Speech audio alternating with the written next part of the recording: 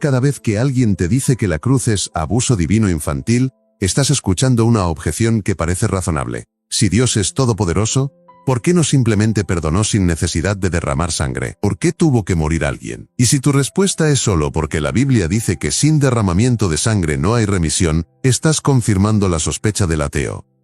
Que tu fe depende de un mecanismo primitivo que no podés defender lógicamente. Te aceptas la cruz porque te lo dijeron, no porque tenga sentido. Y eso te deja en una posición incómoda, especialmente durante Semana Santa, cuando la cultura ridiculiza el sacrificio como sed primitiva de violencia disfrazada de amor. En este video, voy a mostrarte por qué esa objeción colapsa cuando la examinas con rigor, y por qué la cruz, lejos de ser barbaridad antigua, es la única solución lógicamente coherente al dilema entre justicia y misericordia que ni el relativismo moral ni el legalismo religioso pueden resolver. Voy a usar la lógica de C.S. Lewis, especialmente su distinción entre justicia como regla arbitraria versus justicia como naturaleza de Dios. Y al final vas a tener un marco conceptual sólido que te permite defender la cruz sin tartamudear, sin evadir, y sin sentir que estás repitiendo un dogma que vos mismo no entendés. Si alguna vez sentiste vergüenza al explicar por qué Jesús tuvo que morir, si alguna vez te trabaste cuando te dijeron un Dios que necesita sangre para perdonar suena a divinidad sedienta de violencia, este video es para vos. Porque Lewis te da el argumento que desarma esa objeción sin caer en simplificaciones piadosas ni en relativismo blando. Vamos paso a paso. Primero nombremos la objeción en todas sus versiones, porque esta incomodidad tiene tres caras, y cada una paraliza al creyente de forma distinta. La versión progresista dice: un padre que castiga a su hijo inocente por los errores de otros hijos es un monstruo. Si Dios hizo eso con Jesús, entonces Dios es inmoral. No importa cuánto ames a ese padre. Si comete abuso infantil, lo condenás, no lo adorás. La versión racionalista dice: si Dios hace las reglas del universo, ¿por qué no cambió la regla en vez de matar a alguien para cumplirla? Es como si yo dijera: solo te perdono si te corto un dedo, y luego me cortara mi propio dedo para perdonarte. Suena absurdo. ¿Por qué no simplemente perdonar sin condiciones? Y la versión emotiva del creyente sincero dice: yo sé que Jesús murió por mí. Lo he escuchado 1000 veces, pero no entiendo por qué tenía que ser así. Y eso me hace sentir que estoy aceptando algo porque es doctrina, no porque tenga sentido. Y si no tiene sentido, ¿cómo lo defiendo ante alguien que me pregunta? Estas tres versiones suenan razonables, ¿verdad? Y esto te deja trabado porque no querés defender algo que parece arbitrario o cruel. No querés ser el que dice simplemente cree porque sí, pero tampoco querés abandonar la cruz, porque sabes que ahí está el corazón del cristianismo. Entonces te quedas en el medio, repitiendo frases piadosas que vos mismo no entendés completamente, esperando que nadie te haga la pregunta incómoda. Y si no tenés respuesta sólida, pasan dos cosas. O evitás conversaciones teológicas serias, o empezás a dudar en silencio si tu fe depende de un Dios que opera con lógica primitiva de sangre y fuego. Ninguna de esas dos opciones es vivir con la mente encendida. Ninguna de esas dos opciones es fe robusta. Entonces, ¿cómo se desarma esta objeción? Lewis te da tres movimientos lógicos que la neutralizan sin evasión. Vamos uno por uno. Comencemos desarmando la objeción progresista. La objeción dice: Dios castigó a un inocente, Jesús, por los crímenes de otros, nosotros. Eso es injusto. Un juez que condena a un inocente en lugar del culpable es corrupto, no justo. Acá está la trampa. Esta objeción asume que Jesús es un tercero inocente ajeno a Dios, como si Dios fuera el juez enojado, y Jesús fuera un desconocido que pasaba por ahí y dijo: yo me ofrezco. Pero eso no es lo que dice la doctrina cristiana. La doctrina cristiana dice que Jesús es Dios encarnado. No es un tercero. Es Dios mismo asumiendo forma humana para cargar con la consecuencia de su propia ley. Esto cambia todo. Porque si Jesús es Dios, entonces la cruz no es Dios castigando a otro. Es Dios pagando la deuda que Él mismo exige. Lewis explica esto brillantemente en El león, la bruja y el armario con la analogía de Aslan. Cuando Edmund traiciona a Aslan, la bruja blanca exige su sangre porque toda traición me pertenece según la magia profunda grabada en la mesa de piedra desde antes del amanecer del tiempo. Aslan no puede simplemente anular esa ley sin que Narnia se desmorone.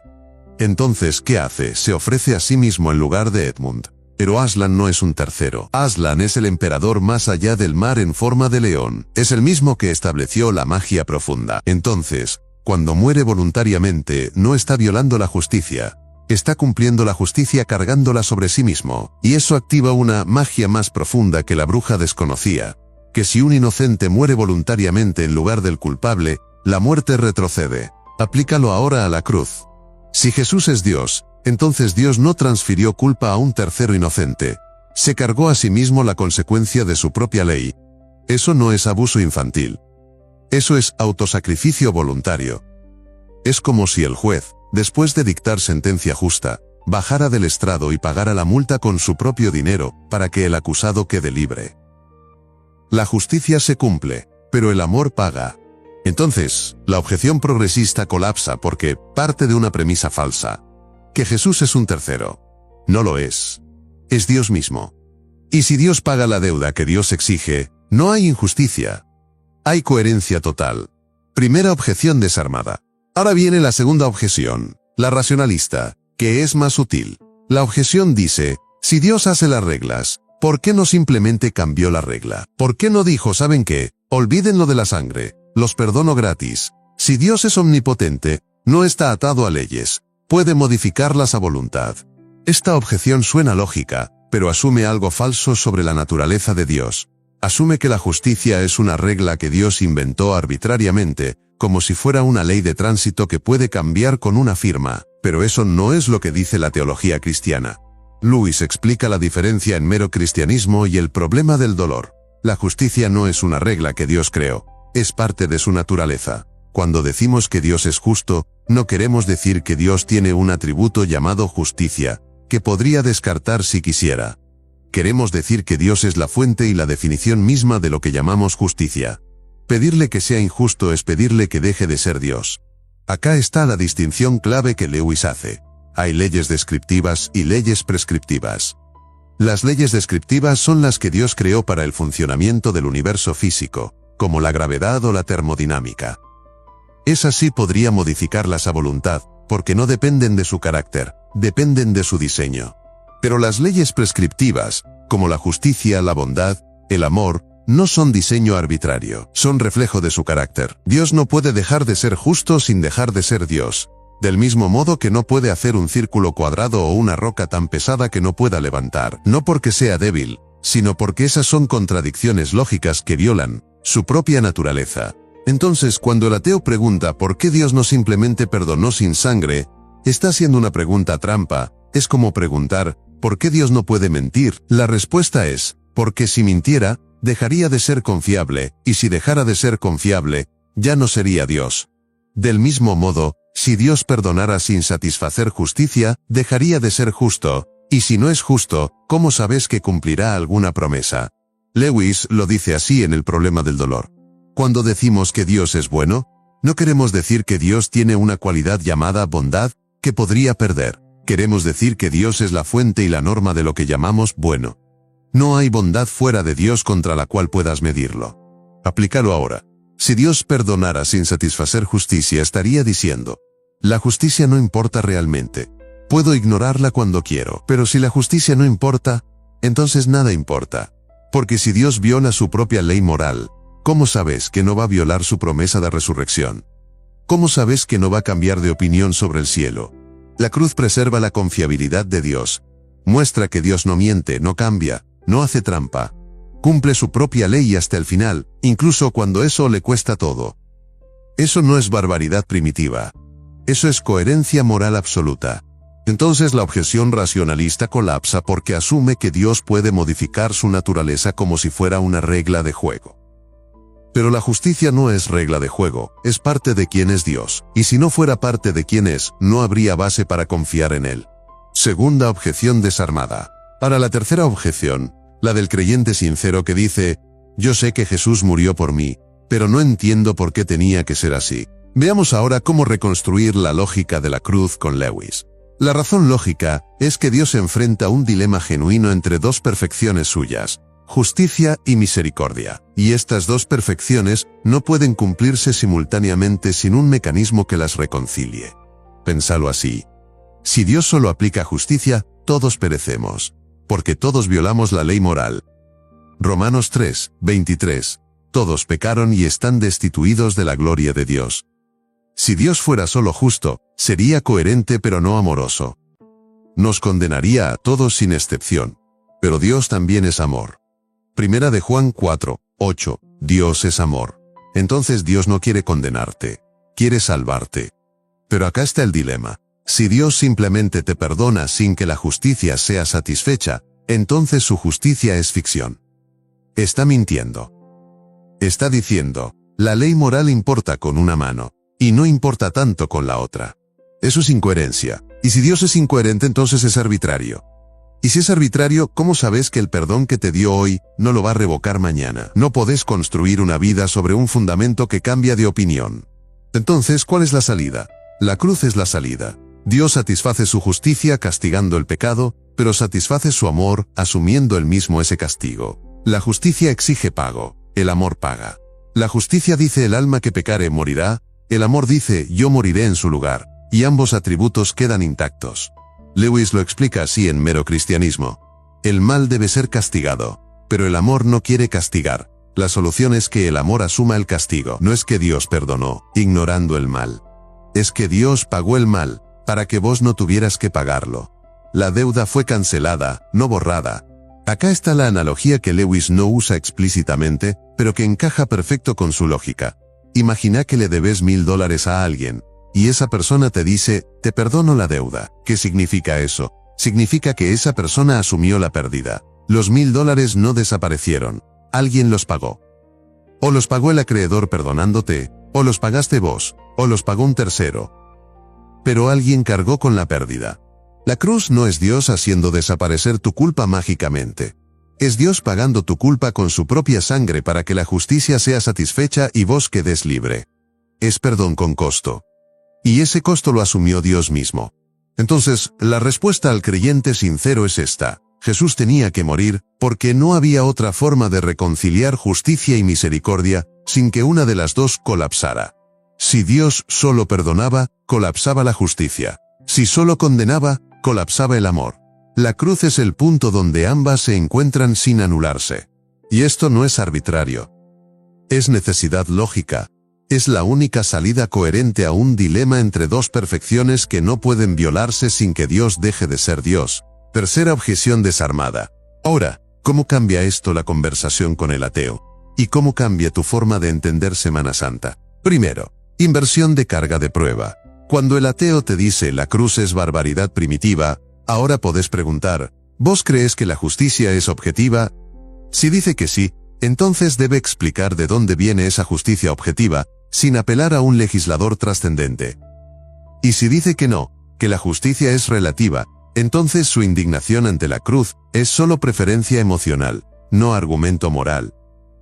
No puede decir, eso está mal, si no existe mal objetivo. Entonces la objeción colapsa por contradicción performativa. Usa una categoría moral objetiva, injusticia, para criticar la cruz, pero niega el fundamento de esa categoría, Dios como fuente de justicia. Es el mismo problema del argumento moral de Luis aplicado a la cruz. Segundo, respuesta directa a, Dios podría haber perdonado sin violencia. Ahora podés decir, sí, si quisiera dejar de ser justo, pero si Dios dejara de ser justo, ¿cómo sabrías que cumplirá alguna promesa? Perdonar sin justicia no es misericordia, es complicidad con el mal. Esa frase es clave. Perdonar sin justicia no es misericordia, es complicidad con el mal. Porque si Dios ignorara tu pecado, estaría diciendo que el pecado no importa. Y si tu pecado no importa, entonces el pecado que te hicieron a vos tampoco importa. No hay base para exigir justicia en tu propio sufrimiento si Dios no aplica justicia consistentemente. Tercero, respuesta a, la cruz es abuso infantil divino. Ahora podés decir, solo si Jesús fuera un tercero inocente ajeno a Dios, pero si Jesús es Dios encarnado, entonces Dios no transfirió culpa a otro, se la cargó a sí mismo. Eso no es abuso, es autosacrificio voluntario. Es el juez pagando la multa del acusado con su propio dinero. Y cuarto, transformación identitaria. Ya no sos el que tartamudea en Semana Santa cuando te preguntan ¿por qué la cruz? Ahora tenés el marco. La cruz no es barbaridad primitiva. Es la única salida lógica a un dilema entre dos perfecciones de Dios que no pueden violarse sin que Dios deje de ser Dios. Eso es rigor teológico. Eso es coherencia. Y eso te permite sostener la cruz con la mente encendida. Y ahora conecta esto con tu propia vida. Porque la lógica de la cruz no es solo argumento académico. Es fundamento existencial. Cada vez que sufrís injusticia y gritas, esto no está bien, estás presuponiendo que existe un juez que reconoce esa injusticia como objetivamente real, no como preferencia cultural o evolutiva. Estás presuponiendo el Tao, la ley moral universal que Lois defiende. Pero si ese juez es perfectamente justo, entonces vos mismo necesitas que él pague tu propia deuda, porque vos también violaste su ley. La cruz te permite exigir justicia para tu dolor sin condenarte a vos mismo, porque el mismo Dios que castigó tu pecado en Cristo es el que castigará la injusticia que te hicieron. No hay relativismo blando diciendo, todo es perdonable porque nada importa. Hay coherencia absoluta. Todo importa, toda injusticia será juzgada, pero Cristo ya pagó tu parte. Y esto significa que cuando llorás por traición, cuando te indigna la corrupción, cuando exigís que se haga justicia, no estás siendo vengativo. Estás siendo consistente con un universo donde la justicia es real, porque Dios es real. Y la cruz es la prueba de que Dios toma esa justicia tan en serio que prefirió morir antes que violarla. Lewis no prometió que esto responde por qué Dios diseñó el universo así desde el principio. No prometió que esto resuelve todos los misterios del sufrimiento. Prometió que, dado que existe justicia objetiva, la cruz es la única salida que no colapsa la justicia ni la misericordia. Y eso es suficiente para que no tengas que vivir avergonzado de tu fe. Entonces, resumamos todo en una frase que podés recordar. Si Dios perdonara sin satisfacer justicia, dejaría de ser justo. Y si no es justo, no hay razón para confiar en que cumplirá alguna promesa. La cruz no fue barbaridad primitiva. Fue la única salida lógica a un dilema entre dos perfecciones que no pueden violarse sin que Dios deje de ser Dios. Ahora tenés el argumento. La próxima vez que alguien te diga que la cruz es abuso divino infantil, podés preguntar, ¿vos crees que la justicia es objetiva? Si dice que sí, debe explicar de dónde viene sin apelar a Dios. Si dice que no, entonces su indignación ante la cruz es solo preferencia emocional, no argumento moral. Y la próxima vez que te sientas culpable, recordá. Dios no ignoró tu pecado, lo pagó. Eso significa que la justicia fue satisfecha. Y vos quedaste libre, sin que la ley colapsara. Eso no es escapismo barato. Eso es victoria jurídica. Si este rigor lógico sin fanatismo es lo que buscas, suscríbete para continuar esta exploración. En el próximo video vamos a analizar por qué el dolor no contradice la bondad de Dios, otra objeción que Lewis desarma sin evasión. Gracias por llegar hasta aquí. Nos vemos.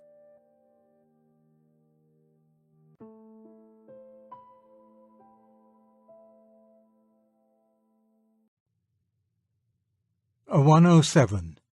The Humanitarian Theory of Punishment. After failing to get this article published in England, Lewis sent it to Australia, where it was printed in 20th Century, an Australian Quarterly Review, Volume 3, Number 3, 1949. It provoked several serious articles in reply, and was reproduced in the Australian law journal Res Judicati, Volume 6, June 1953, leading Lewis to write, On Punishment, a Reply. The original essay was printed in England in the Churchman, April-June 1959, and has since been reprinted in various American collections of essays on capital punishment.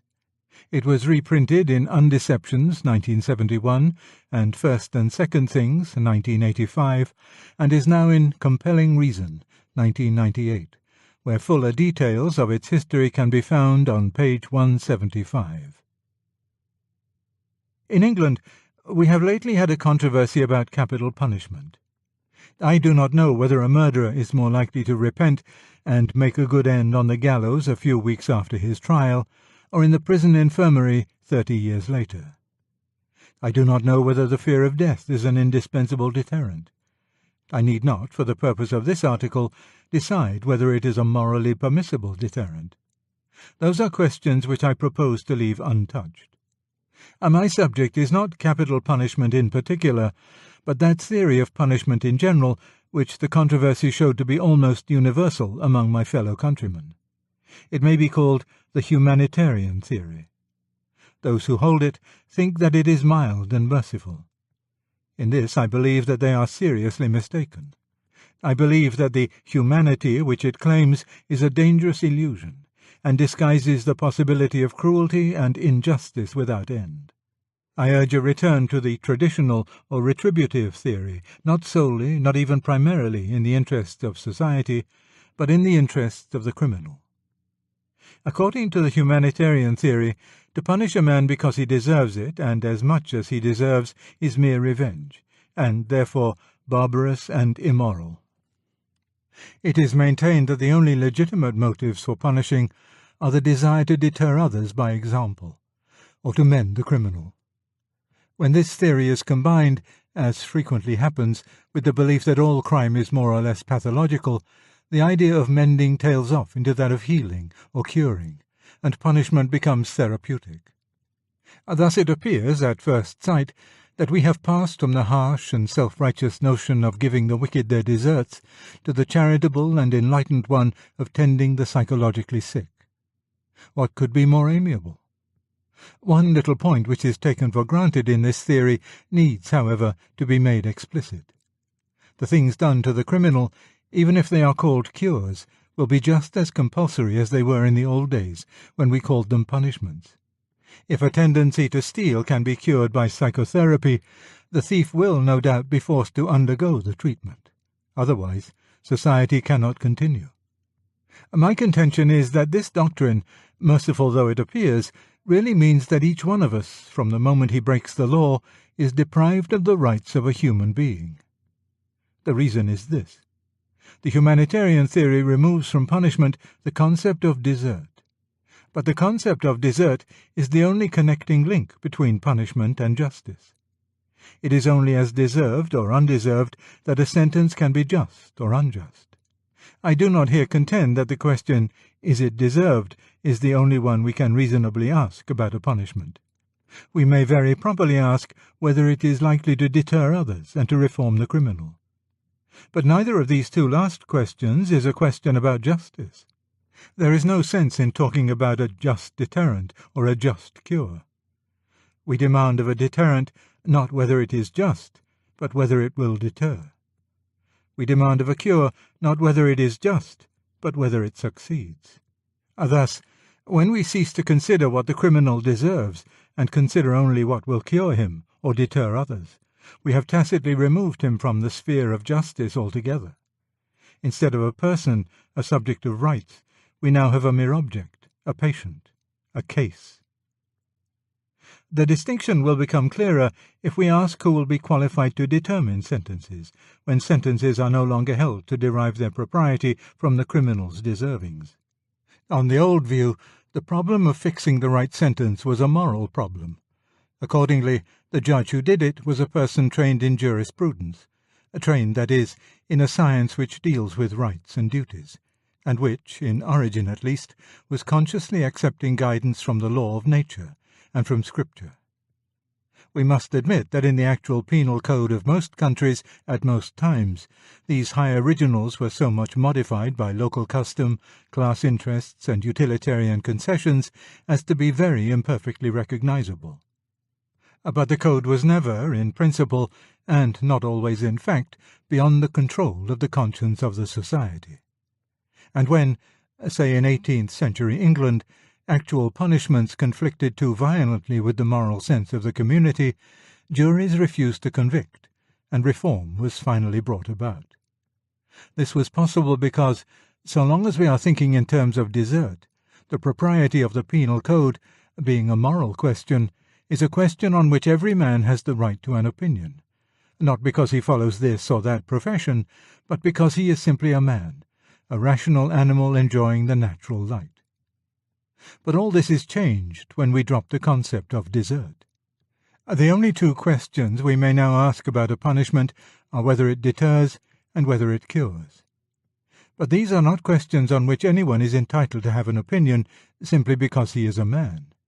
He is not entitled to an opinion even if, in addition to being a man, he should happen also to be a jurist, a Christian, and a moral theologian. For they are not questions about principle, but about matter of fact, and for such, quiquam in sua arte credendum.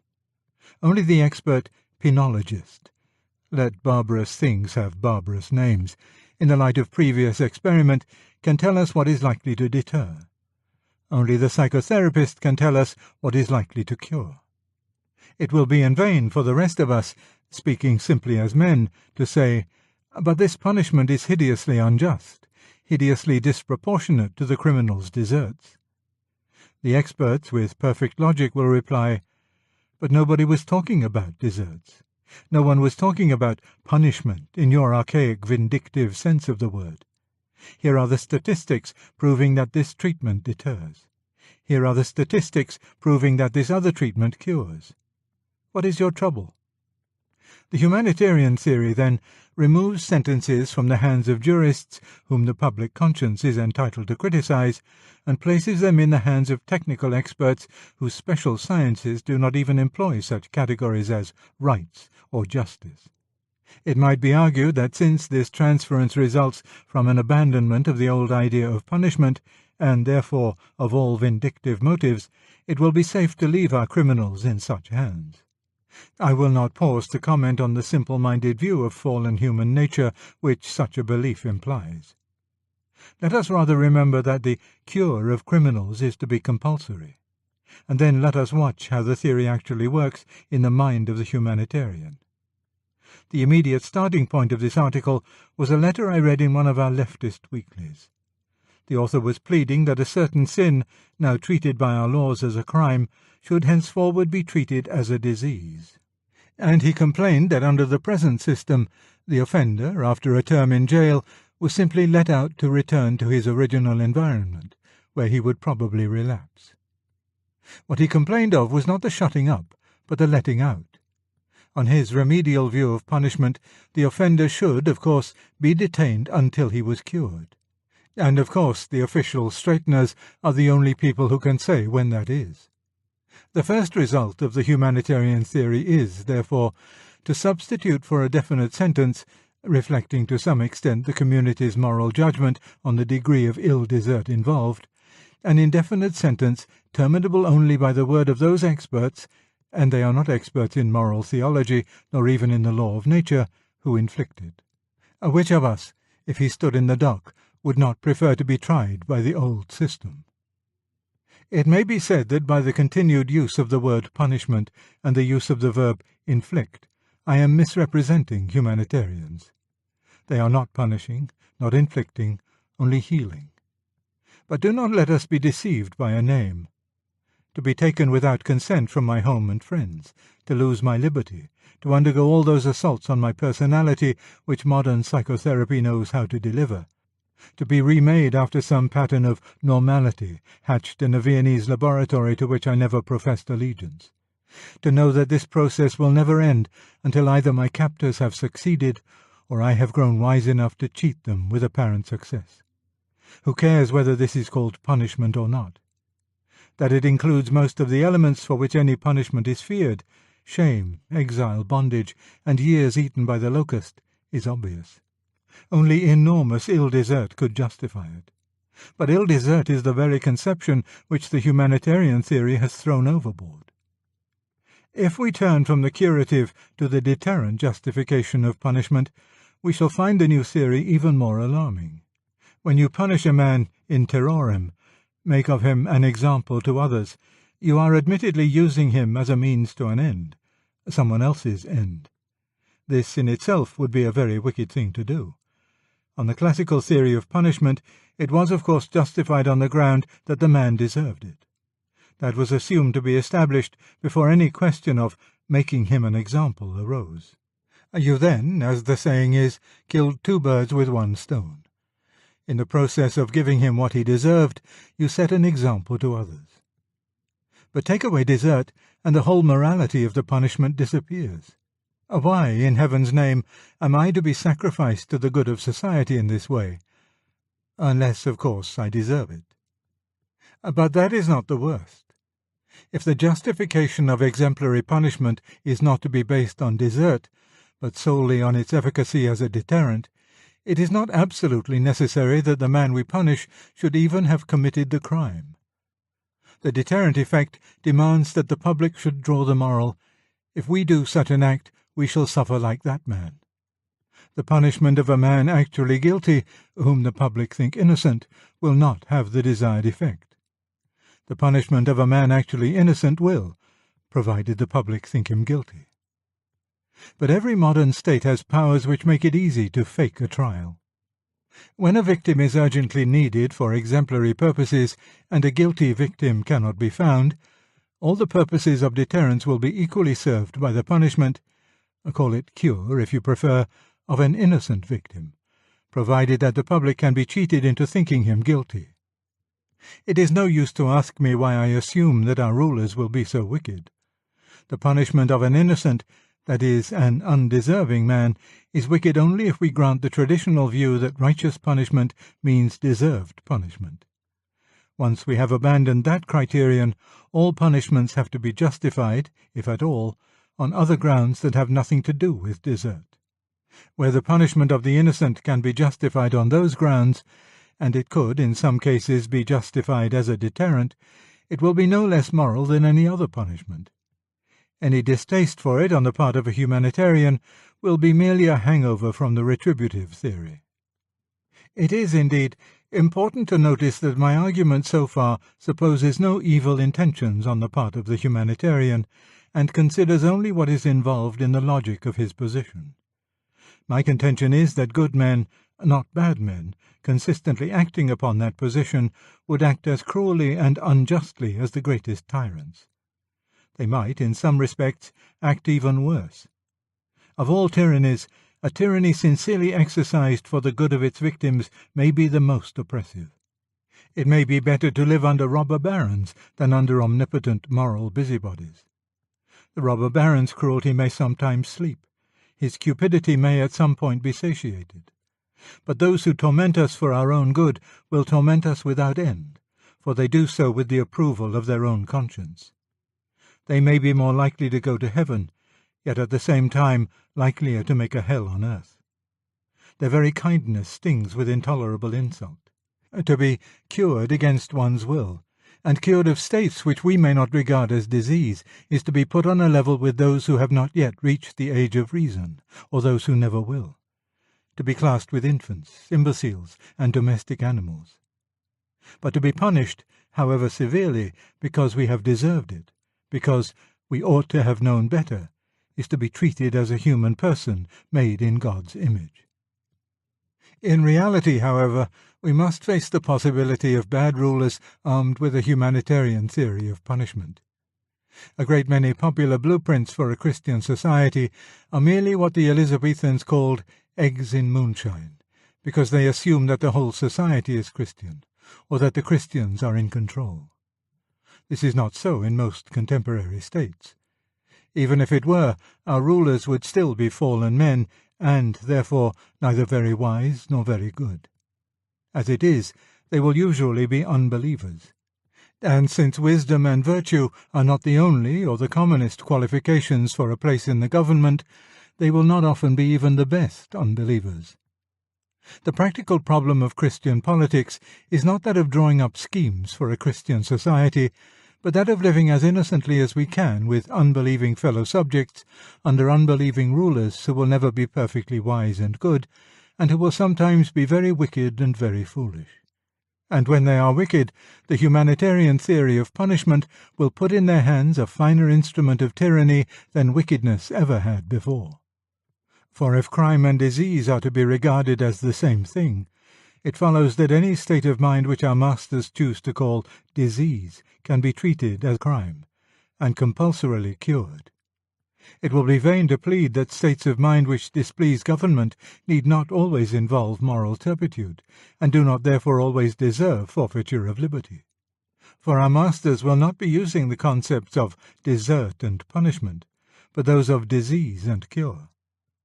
We know that one school of psychology already regards religion as a neurosis. When this particular neurosis becomes inconvenient to government, what is to hinder government from proceeding to cure it? Such cure will, of course, be compulsory. But under the humanitarian theory it will not be called by the shocking name of persecution. No one will blame us for being Christian. No one will hate us. No one will revile us. The new Nero will approach us with the silky manners of a doctor, and though all will be in fact as compulsory as the tunica molesta of Smithfield or Tyburn, all will go on with the unemotional therapeutic sphere where words like right and wrong or freedom and slavery are never heard. And thus, when the command is given, every prominent Christian in the land may vanish overnight into institutions for the treatment of the ideologically unsound, and it will rest with the expert jailers to say when, if ever, they are to re-emerge. But it will not be persecution. Even if the treatment is painful, even if it is lifelong, even if it is fatal, that will be only a regrettable accident. The intention was purely therapeutic. Even in ordinary medicine there were painful operations and fatal operations. So in this. But because they are treatment, not punishment, they can be criticized only by fellow experts and on technical grounds, never by men as men and on grounds of justice. This is why I think it essential to oppose the humanitarian theory of punishment, root and branch, wherever we encounter it. It carries on its front a semblance of mercy which is wholly false. That is how it can deceive men of good will. The error began, perhaps, with Shelley's statement that the distinction between mercy and justice was invented in the courts of tyrants. It sounds noble, and was indeed the error of a noble mind. But the distinction is essential.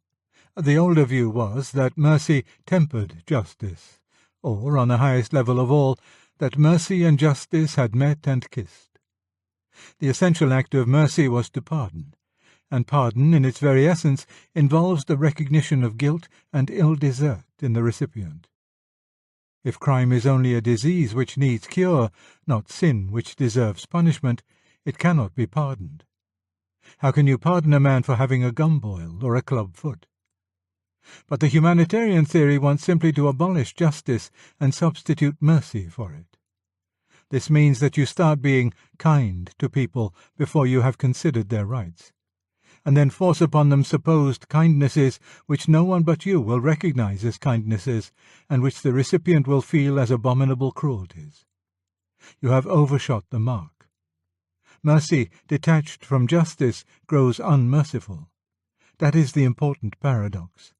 As there are plants which will flourish only in mountain soil, so it appears that mercy will flower only when it grows in the crannies of the rock of justice. Transplanted to the marshlands of mere humanitarianism, it becomes a man-eating weed, all the more dangerous because it is still called by the same name as the mountain variety. But we ought long ago to have learned our lesson. We should be too old now to be deceived by those humane pretensions which have served to usher in every cruelty of the revolutionary period in which we live. These are the precious balms which will break our heads. Psalm 141, verse 5. There is a fine sentence in Bunyan. It came burning hot into my mind, whatever he said and however he flattered, when he got me home to his house, he would sell me for a slave. There is a fine couplet, too, in John Ball. Beware, or ye be woe, knoweth you're freed from your foe. On Punishment, a reply by C.S. Lewis, 1954.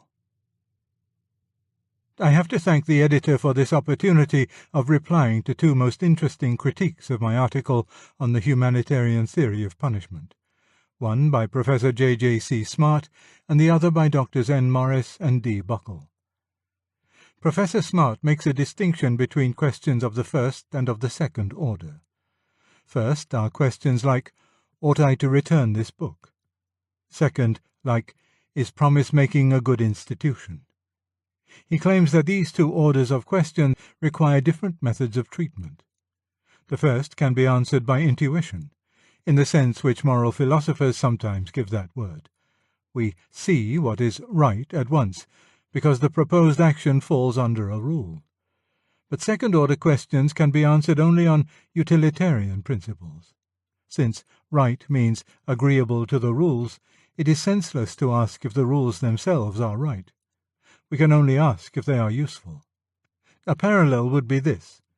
Granted a fixed spelling, we may ask whether a word is spelled correctly, but cannot ask whether the spelling system is correct, only if it is consistent or convenient. Or again, a form may be grammatically right, but the grammar of a whole language cannot be right or wrong. Professor Smart is here, of course, treating in a new way a very ancient distinction. It was realized by all the thinkers of the past that you could consider either A, whether an act was just in the sense of conforming to a law or custom, or B, whether a law or custom was itself just. To the ancients and medievals, however, the distinction was one between A, justice by law or convention, nomo, and B, justice simply or by nature, haplos or phys, or between A, positive law, and B, natural law. Both inquiries were about justice, but the distinction between them was acknowledged. The novelty of Professor Smart's system consists in confining the concept of justice to the first-order questions. It is claimed that the new system, 1. Avoids a petitio inherent in any appeal to the law of nature, or the simply just. For to say that this is the law of nature is only to say that this is the rule we should adopt. And 2. Gets rid of dogmatic subjectivism. For the idea of desert in my article may be only Lewis's personal preference. I am not convinced, however, that Professor Smart's system does avoid these inconveniences. Those rules are to be accepted which are useful to the community. Utility being, I think, what will make that community happier. Does this mean that the happiness of the community is to be pursued at all costs, or only to be pursued insofar as this pursuit is compatible with certain degrees of mercy, human dignity, and veracity? I must not add of justice, because in Professor Smart's view the rules themselves cannot be either just or unjust. If we take the second alternative, if we admit that there are some things, or even any one thing, which a community ought not to do, however much it will increase its happiness, then we have really given up the position. We are now judging the useful by some other standard, whether we call it conscience, or practical reason, or law of nature, or personal preference. Suppose, then, we take the first alternative. The happiness of the community is to be pursued at all costs. In certain circumstances, the costs may be very heavy. In war, in some not improbable future, when the world's food runs short, during some threat of revolution, very shocking things may be likely to make the community happier, or to preserve its existence. We cannot be sure that frame-ups, witch hunts, even cannibalism, would never be in this sense useful. Let us suppose, what I am very sure is false, that Professor Smart is prepared to go the whole hog. It then remains to ask him why he does so, or why he thinks we should agree with him. He, of all men, cannot reply that salus populi suprema lex is the law of nature. Firstly, because we others know that the people should be preserved is not the law of nature, but only one clause in that law. What then could pursuit of the community's happiness at all costs be based on, if not on Professor Smart's personal preference? The real difference between him and me would then be simply that we have different desires, or rather, that I have one more desire than he. For, like him, I desire the continuance and happiness of my country and species. But then I also desire that they should be people of a certain sort, behaving in a certain way. The second desire is the stronger of the two. If I cannot have both, I had rather that the human race, having a certain quality in their lives, should continue for only a few centuries, than that, losing freedom, friendship, dignity, and mercy, and learning to be quite content without them, they should continue for millions of millennia. If it is merely a matter of wishes, there is really no further question for discussion. Lots of people feel like me, and lots feel the other way. I believe that it is in our age being decided which kind of men will win. And that is why, if I may say so without discourtesy, Professor Smart and I both matter so little compared with Doctors Morris and Buckle. We are only dons. They are criminologists, a lawyer and a psychiatrist respectively. And the only thing which leads me so far off my own beat as to write about penology at all is my intense anxiety as to which side in this immensely important conflict will have the law for its ally. This leads me to the only serious disagreements between my two critics and myself. Other disagreements there are, but they mainly turn on misunderstandings for which I am probably to blame. Thus, 1. There was certainly too little, if there was anything, in my article about the protection of the community. I am afraid I took it for granted. But the distinction in my mind would not be, as my critics suppose, Morris and Buckle, page 232, one between subsidiary and vital elements in punishment. I call the act of taking a packet of cigarettes off a counter and slipping it into one's pocket purchase or theft, according as one does or does not pay for it. This does not mean that I consider the taking away of the goods as subsidiary in an act of purchase. It means that what legitimizes it, what makes it purchase at all, is the paying.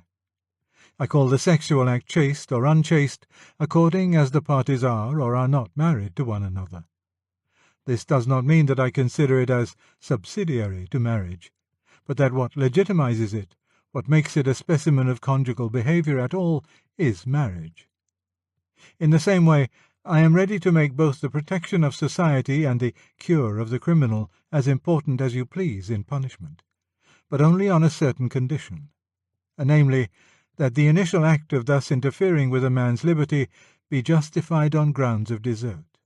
Like payment in purchase, or marriage as regards the sexual act, it is this, and I believe this alone, which legitimizes our proceeding and make it an instant of punishment at all, instead of an instance of tyranny, or perhaps of war.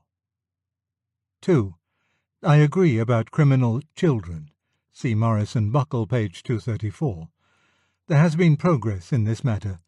Very primitive societies will try and punish an axe or a spear in cases of unintentional homicide. Somewhere, I think in the Empire, during the later Middle Ages, a pig was solemnly tried for murder. Till quite recently, we may, I don't know, have tried children as if they had adult responsibility. These things have rightly been abolished. But the whole question is whether you want the process to be carried further, whether you want us all to be simultaneously deprived of the protection and released from the responsibilities of adult citizenship and reduced to the level of the child, the pig, and the axe. I don't want this, because I don't think there are in fact any people who stand to the rest of us as adult to child, man to beast, or animate to inanimate. I think the laws which lay down a desertless theory of punishment would, in reality, be made and administered by people just like the rest of us. But the real disagreement is this. Doctors Morris and Buckle, fully alive to dangers of the sort I dread, and reprobating them no less than I, believe that we have a safeguard. It lies in the courts, in their incorruptible judges, their excellent techniques, and the controls of natural justice which the law has built up. Page 233.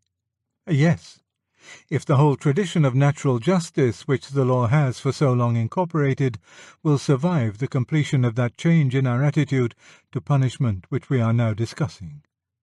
But that, for me, is precisely the question. Our courts, I agree, have traditionally represented the common man and the common man's view of morality. Page 233. It is true that we must extend the term common man to cover Locke, Grotius, Hooker, Poinet, Aquinas, Justinians, the Stoics, and Aristotle, but I have no objection to that. In one most important, and to me glorious sense, they were all common men. But that whole tradition is tied up with ideas of free will, responsibility, rights, and the law of nature. Can it survive in courts whose penal practice daily subordinates desert to therapy and the protection of society?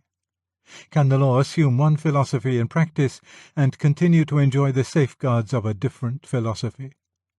I write as the son of one lawyer and the lifelong friend of another, to two criminologists, one of whom is a lawyer.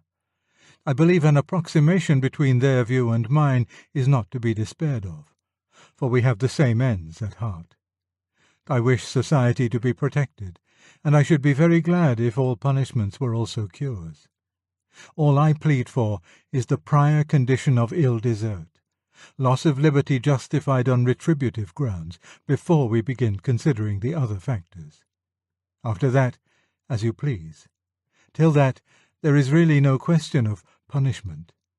We are not such poltroons that we want to be protected unconditionally, though when a man has deserved punishment, we shall very properly look to our protection in devising it.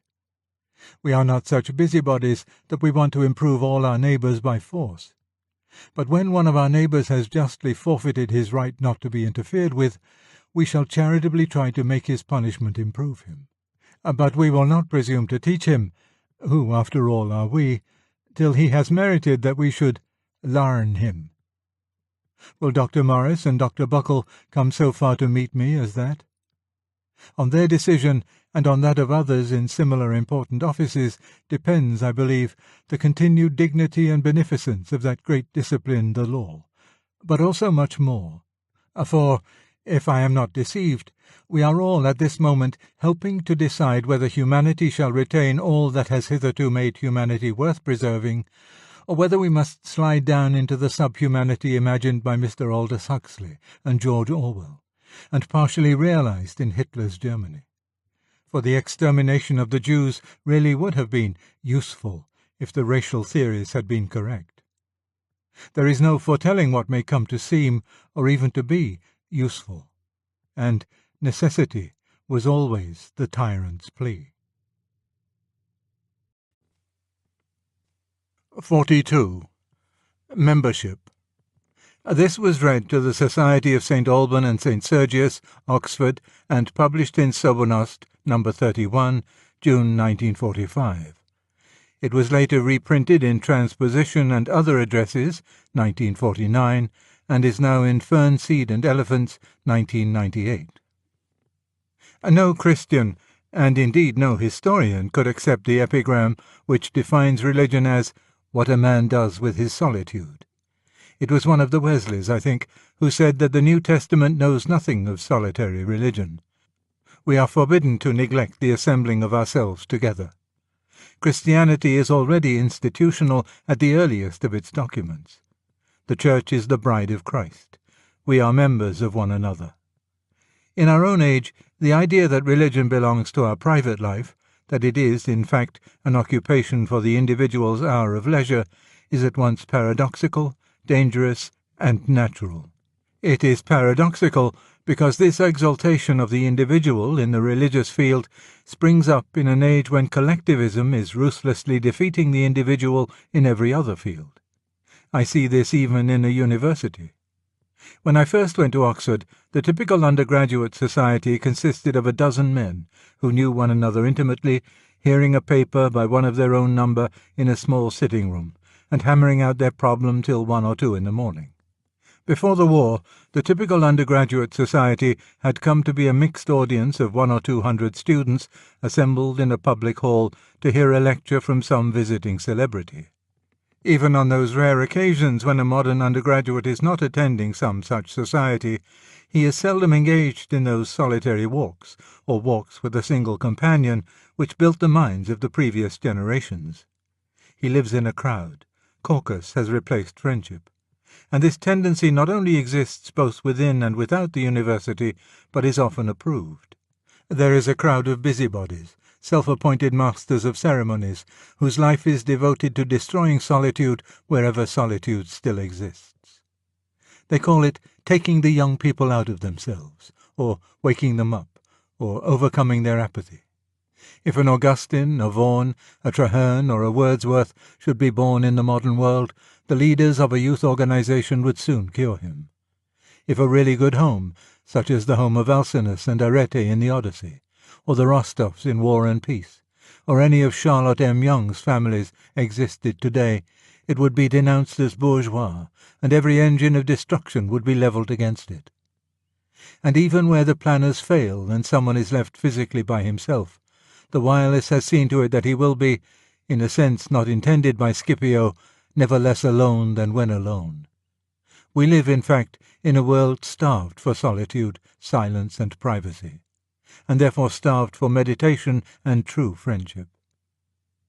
That religion should be relegated to solitude in such an age is then paradoxical. But it is also dangerous for two reasons. In the first place, when the modern world says to us aloud, "You may be religious when you are alone," it adds under its breath, "and I will see to it that you never are alone." To make Christianity a private affair while banishing all privacy is to relegate it to the rainbow's end, or the Greek kalends. That is one of the enemy's stratagems. In the second place, there is the danger that real Christians, who know that Christianity is not a solitary affair, may react against that error by simply transporting into our spiritual life that same collectivism which has already conquered our secular life. That is the enemy's other stratagem. Like a good chess player, he is always trying to maneuver you into a position where you can save your castle only by losing your bishop. In order to avoid the trap, we must insist that though the private conception of Christianity is an error, it is a profoundly natural one, and is clumsily attempting to guard a great truth. Behind it is the obvious feeling that our modern collectivism is an outrage upon human nature, and that from this, as from all other evils, God will be our shield and buckler. This feeling is just. As personal and private life is lower than participation in the body of Christ, so the collective life is lower than the personal and private life and has no value save in its service. The secular community, since it exists for our natural good and not for our supernatural, has no higher end than to facilitate and safeguard the family and friendship and solitude. To be happy at home, said Johnson, is the end of all human endeavour. As long as we are thinking only of natural values, we must say that the sun looks down on nothing half so good as a household laughing together over a meal, or two friends talking over a pint of beer, or a man alone reading a book that interests him, and that all economics, politics, laws, armies, and institutions, save insofar as they prolong and multiply such scenes, are a mere ploughing the sand and sowing the ocean, a meaningless vanity and vexation of spirit. Collective activities are, of course, necessary, but this is the end to which they are necessary. Great sacrifices of this private happiness by those who have it may be necessary in order that it may be more widely distributed.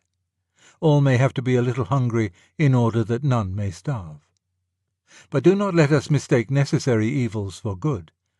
The mistake is easily made. Fruit has to be tinned if it is to be transported, and has to lose thereby some of its good qualities. But one meets people who have learned actually to prefer the tinned fruit to the fresh. A sick society must think much about politics, as a sick man must think much about his digestion. To ignore the subject may be fatal cowardice for the one as for the other. But if either comes to regard it as the natural food of the mind, if either forgets that we think of such things only in order to be able to think of something else, then what was undertaken for the sake of health has become itself a new and deadly disease. There is, in fact, a fatal tendency in all human activities for the means to encroach upon the very ends which they were intended to serve. Thus money comes to hinder the exchange of commodities, and rules of art to hamper genius, and examinations to prevent young men from becoming learned. It does not, unfortunately, always follow that the encroaching means can be dispensed with. I think it probable that the collectivism of our life is necessary and will increase, and I think that our only safeguard against its deathly properties is in a Christian life. For we were promised that we could handle serpents and drink deadly things and yet live. That is the truth behind the erroneous definition of religion with which we started. Where it went wrong was in opposing to the collective mass mere solitude. The Christian is called not to individualism, but to membership in the mystical body. A consideration of the differences between the secular collective and the mystical body is therefore the first step to understanding how Christianity, without being individualistic, can yet counteract collectivism. At the outset, we are hampered by a difficulty of language. The very word membership is of Christian origin, but it has been taken over by the world and emptied of all meaning. In any book on logic you may see the expression members of a class. It must be most emphatically stated that the items or particulars included in a homogeneous class are almost the reverse of what St. Paul meant by members. By members, he meant what we should call organs, things essentially different from and complementary to one another, things differing not only in structure and function, but also in dignity. Thus, in a club, the committee as a whole and the servants as a whole may both properly be regarded as members. What we should call the members of the club are merely units. A row of identically dressed and identically trained soldiers set side by side, or a number of citizens listed as voters in a constituency, are not members of anything in the Pauline sense. I am afraid that when we describe a man as a member of the Church, we usually mean nothing Pauline. We mean only that he is a unit, that he is one more specimen of some kind of things as X and Y and Z. How true membership in a body differs from inclusion in a collective may be seen in the structure of a family. The grandfather, the parents, the grown-up son, the child, the dog and the cat are true members in the organic sense, precisely because they are not members or units of a homogeneous class. They are not interchangeable. Each person is almost a species in himself. The mother is not simply a different person from the daughter, she is a different kind of person. The grown-up brother is not simply one unit in the class children, he is a separate estate of the realm. The father and grandfather are almost as different as the cat and the dog. If you subtract any one member, you have not simply reduced the family in number, you have inflicted an injury on its structure. Its unity is a unity of unlikes, almost of incommensurables. A dim perception of the richness inherent in this kind of unity is one reason why we enjoy a book like The Wind in the Willows. A trio such as rat, mole, and badger symbolizes the extreme differentiation of persons in harmonious union, which we know intuitively to be our true refuge, both from solitude and from the collective. The affection between such oddly matched couples as Dick Swiveller and the Marchioness, or Mr. Pickwick and Sam Weller, pleases in the same way. That is why the modern notion that children should call their parents by their Christian names is so perverse. For this is an effort to ignore the difference in kind which makes for real organic unity. They are trying to inoculate the child with the preposterous view that one's mother is simply a fellow citizen like anyone else, to make it ignorant of what all men know and insensible to what all men feel. They are trying to drag the featureless repetitions of the collective into the fuller and more concrete world of the family. A convict has a number instead of a name. That is the collective idea carried to its extreme. But a man in his own house may also lose his name, because he is called simply Father. That is membership in a body. The loss of the name in both cases reminds us that there are two opposite ways of departing from isolation. The society into which the Christian is called at baptism is not a collective, but a body. It is, in fact, that body of which the family is an image on the natural level. If anyone came to it with the misconception that membership of the Church was membership in a debased modern sense, a massing together of persons as if they were pennies or counters, he would be corrected at the threshold by the discovery that the head of this body is so unlike the inferior members that they share no predicate with him save by analogy. We are summoned from the outset to combine as creatures with our Creator, as mortals with immortal, as redeemed sinners with sinless Redeemer. His presence, the interaction between him and us, must always be the overwhelmingly dominant factor in the life we are to lead within the body. And any conception of Christian fellowship which does not mean primarily fellowship with him is out of court. After that, it seems almost trivial to trace further down the diversity of operations to the unity of the Spirit. But it is very plainly there. There are priests divided from the laity, catechumens divided from those who are in full fellowship. There is authority of husbands over wives, and parents over children. There is, in forms too subtle for official embodiment, a continual interchange of complementary ministrations. We are all constantly teaching and learning, forgiving and being forgiven, representing Christ to man when we intercede, and man to Christ when others intercede for us. The sacrifice of selfish privacy, which is daily demanded of us, is daily repaid 100-fold in the true growth of personality which the life of the body encourages. Those who are members of one another become as diverse as the hand and the ear. That is why the worldlings are so monotonously alike compared with the almost fantastic variety of the saints.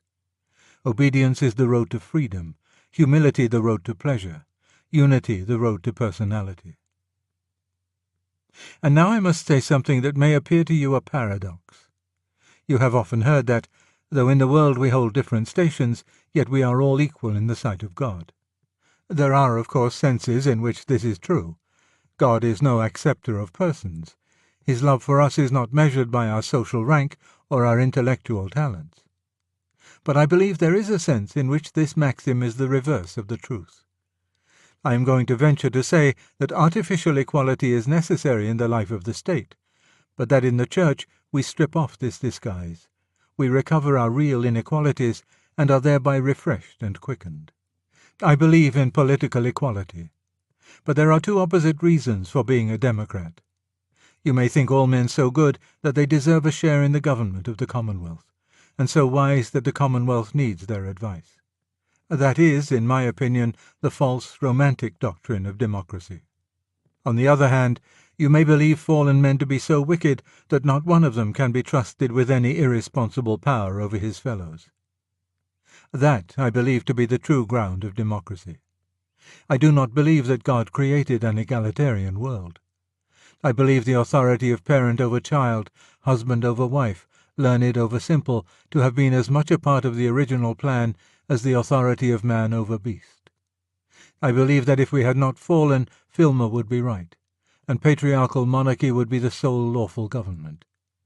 But since we have learned sin, we have found, as Lord Acton says, that all power corrupts, and absolute power corrupts absolutely.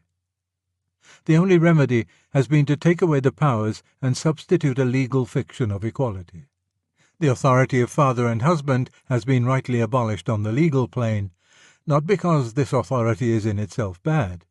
On the contrary, it is, I hold, divine in origin, but because fathers and husbands are bad.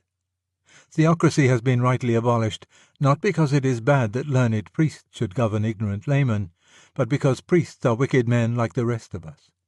Even the authority of man over beast has had to be interfered with, because it is constantly abused. Equality is for me in the same position as clothes. It is a result of the fall and the remedy for it. Any attempt to retrace the steps by which we have arrived at egalitarianism and to reintroduce the old authorities on the political level is for me as foolish as it would be to take off our clothes.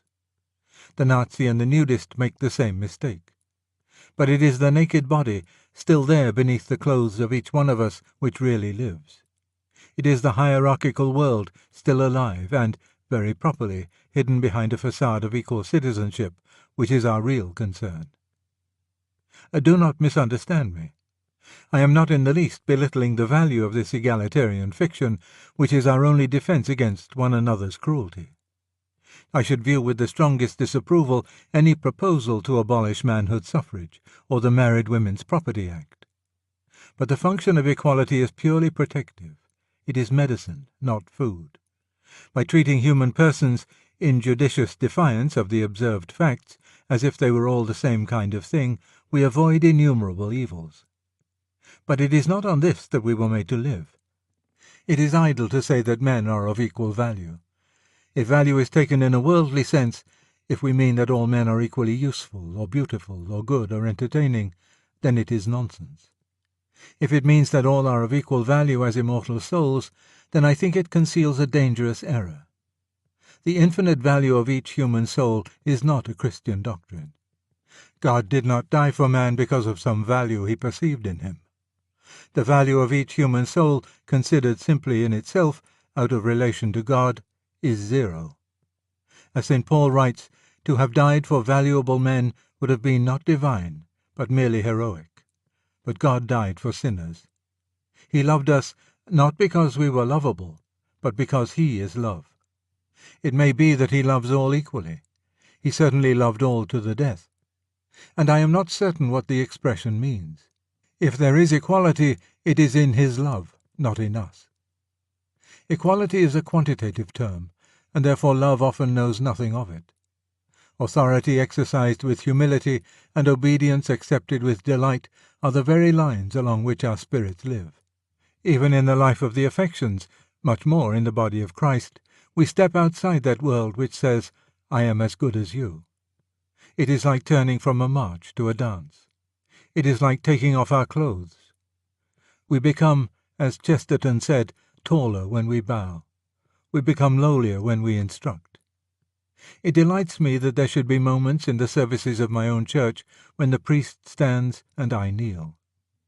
As democracy becomes more complete in the outer world, and opportunities for reverence are successively removed, the refreshment, the cleansing, and invigorating returns to inequality which the Church offers us become more and more necessary. In this way, then, the Christian life defends the single personality from the collective, not by isolating him, but by giving him the status of an organ in the mystical body. As the book of Revelation says, he is made a pillar in the temple of God, and it adds, he shall go no more out. That introduces a new side of our subject. That structural position in the Church which the humblest Christian occupies is eternal, and even cosmic.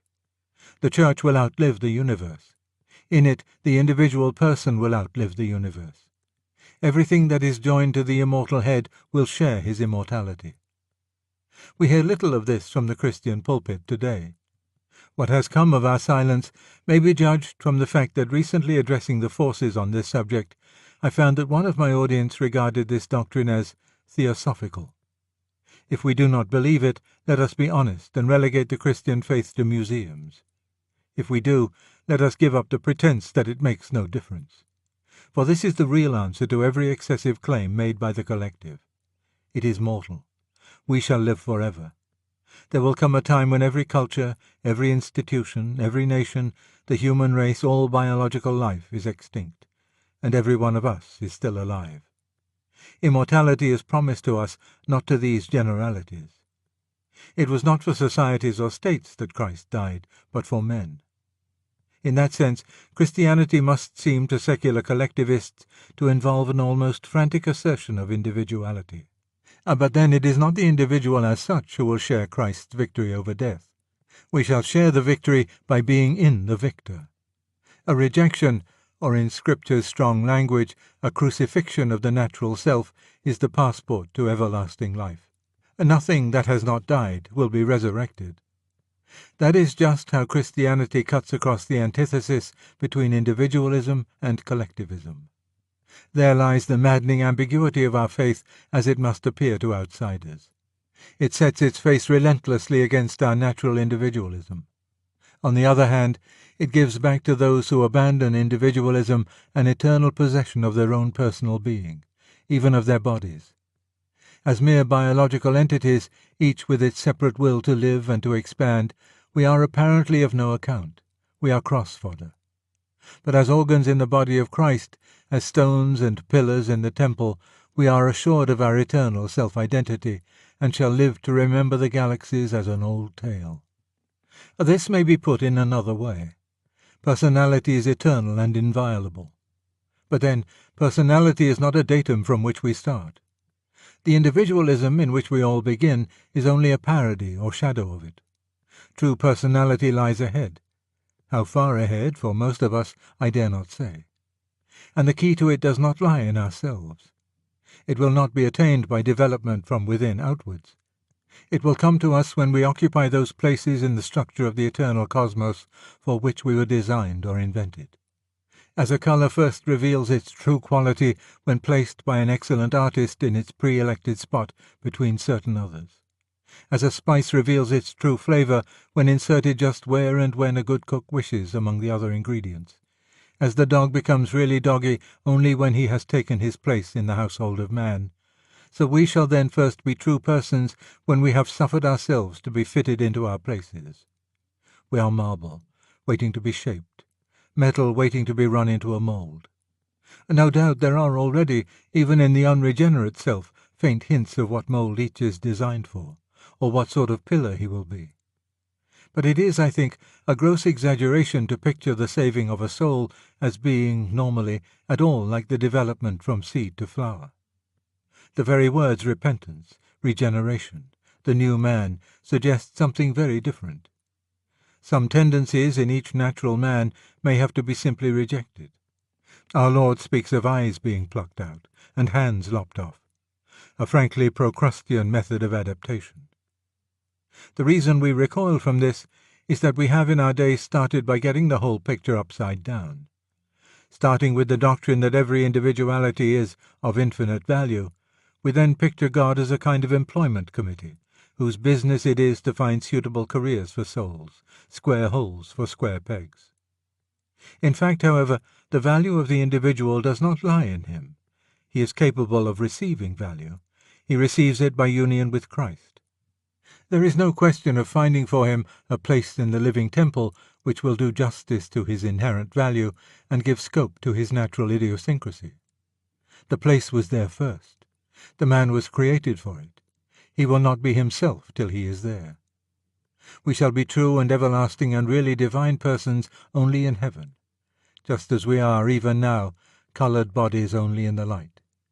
To say this is to repeat what everyone here admits already, that we are saved by grace, that in our flesh dwells no good thing, that we are, through and through, creatures not creators, derived beings, living not of ourselves but from Christ. If I seem to have complicated a simple matter, you will, I hope, forgive me. I have been anxious to bring out 2 points. I have wanted to try to expel that quite unchristian worship of the human individual simply as such, which is so rampant in modern thought, side by side with our collectivism. For one error begets the opposite error, and, far from neutralizing, they aggravate each other. I mean the pestilent notion, one sees it in literary criticism, that each of us starts with a treasure called personality locked up inside him, and that to expand and express this, to guard it from interference, to be original, is the main end of life. This is Pelagian, or worse, and it defeats even itself. No man who values originality will ever be original. But try to tell the truth as you see it, try to do any bit of work as well as it can be done for the work's sake, and what men call originality will come unsought. Even on that level, the submission of the individual to the function is already beginning to bring true personality to birth. And secondly, I have wanted to show that Christianity is not, in the long run, concerned either with individuals or communities. Neither the individual nor the community, as popular thought understands them, can inherit eternal life. Neither the natural self nor the collective mass, but a new creature. C.S. Lewis once likened the soul to a great statue in progress. At first, the sculptor chips away gently, and we imagine he is merely smoothing rough edges. But then, to our shock, the hammer strikes deeper, cutting into parts we thought were untouchable. The blows feel violent, unnecessary, even cruel. And yet, the artist is not content to fashion a trinket or a garden ornament. He is shaping a masterpiece fit to dwell in heaven itself. Lewis observed that what seems to us needless suffering is in fact the necessary chisel of God's love, each strike transforming cold stone into something radiant. This image reminds us that the Christian life is not a simple stroll along safe roads. It is often marked by detours, delays, and moments where the future seems uncertain. We may find ourselves asking, why now? Why this? Why me? Yet into that uncertainty, Scripture speaks with clarity. For I know the plans I have for you, declares the Lord. Plans to prosper you and not to harm you. Plans to give you a hope and a future. Jeremiah 29:11. Hope is not wishful thinking or blind optimism. It is the conviction that even in the unpredictable storms of life, there is a God whose hand never falters. And it is precisely in those storms that God delights to surprise his children. The theme of divine surprise runs through both Scripture and experience. Abraham and Sarah longed for a child well past their natural years, only to cradle Isaac in their old age. Israel expected a warrior king, but God sent a baby in a manger. The disciples mourned a crucified Messiah, then rejoiced at an empty tomb.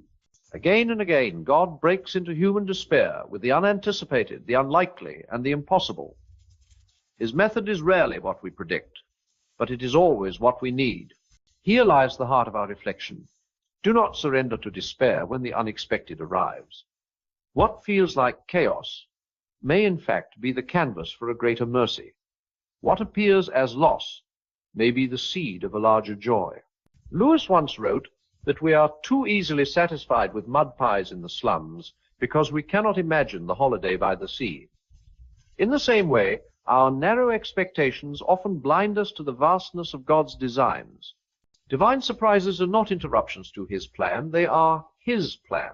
This essay will invite us to consider the character of the God who specializes in the unexpected. We will see that suffering is not wasted, but woven into a greater design. We will discover that delays are not denials, but preparations for a fuller blessing. And we will be reminded that trials, however painful, can become the very stage upon which God displays his greatest miracles. So we begin with this conviction. Life may bring confusion, pain, and delay, but none of it escapes the notice of the sculptor. His hammer is precise, his chisel deliberate, his eye fixed upon the glory he intends to reveal. The blows may sting, the process may bewilder us, but the outcome will not disappoint. For the God who holds the future is also the God of the unexpected, and his surprises are always gifts of grace. C.S. Lewis, in Mere Christianity, gave us one of the most enduring metaphors for the Christian life. God as a master sculptor, chiseling away at the raw stone of our nature until we resemble Christ himself. It is an image both beautiful and unsettling. For what does chiseling involve but the sound of hammer against rock, the sting of fragments breaking away, the deliberate removal of what once seemed integral? No statue is formed without blows, and no soul is sanctified without trials. Our natural impulse is to treat hardship as an enemy. We imagine that the presence of suffering is proof of God's absence, that delay or pain signals his displeasure. Yet Lewis insisted that quite the opposite is true. The very pains we dread are the evidence of divine attention. The great thing to remember, he wrote, is that though our feelings come and go, God's love for us does not. The hammer falls not because the sculptor has abandoned the stone, but because he is at work upon it with greater purpose. Scripture affirms this truth with unwavering clarity. For we are God's handiwork, created in Christ Jesus to do good works, which God prepared in advance for us to do. Ephesians 2:10. The word handiwork suggests artistry, intentionality, and care. We are not accidents, nor are our sufferings random. Every strike of the hammer, every cut of the chisel, is directed by a hand that knows the final form. Where we see loss, God sees shaping. Where we sense ruin, God envisions refinement. Consider Joseph in the Old Testament. Sold by his brothers, falsely accused, cast into prison, his life was a litany of betrayals. Yet each wound carved him into the man who would one day feed nations and forgive his betrayers. You meant evil against me, Joseph told his brothers, but God meant it for good. The sculptor's chisel cut deep, but the figure that emerged bore the unmistakable likeness of grace. So too with us. Trials, whether of health, family, finances, or loneliness, need not be interpreted as dead ends. They are stages in the becoming. They are the half-hewn statue that does not yet reveal its full glory, but which will in time reflect the design of its maker. The danger is not the chisel, but our misinterpretation of it. We may recoil, resist, or despair, believing we are being destroyed, when in truth we are being refined. Lewis warned us against such short-sightedness. We want God to make us into a decent little cottage, but he intends to build a palace where his spirit may dwell. That is why the chiseling feels so severe. It is not cosmetic renovation, it is structural transformation. If he were content with less, the blows would be lighter. But because his vision is grander, his work is more exacting. What, then, is our task? Not to understand every strike of the hammer, but to trust the sculptor's hands. Faith in its essence is confidence that the artist knows what he is about, even when we cannot see the final shape. To live with this faith is to reinterpret every trial not as an ending, but as part of a greater beginning. So when the blows fall hard, resist the urge to cry, "Why me?" Instead whisper, "Shape me." For in the hands of the divine sculptor, nothing is wasted, and every cut is a step toward glory.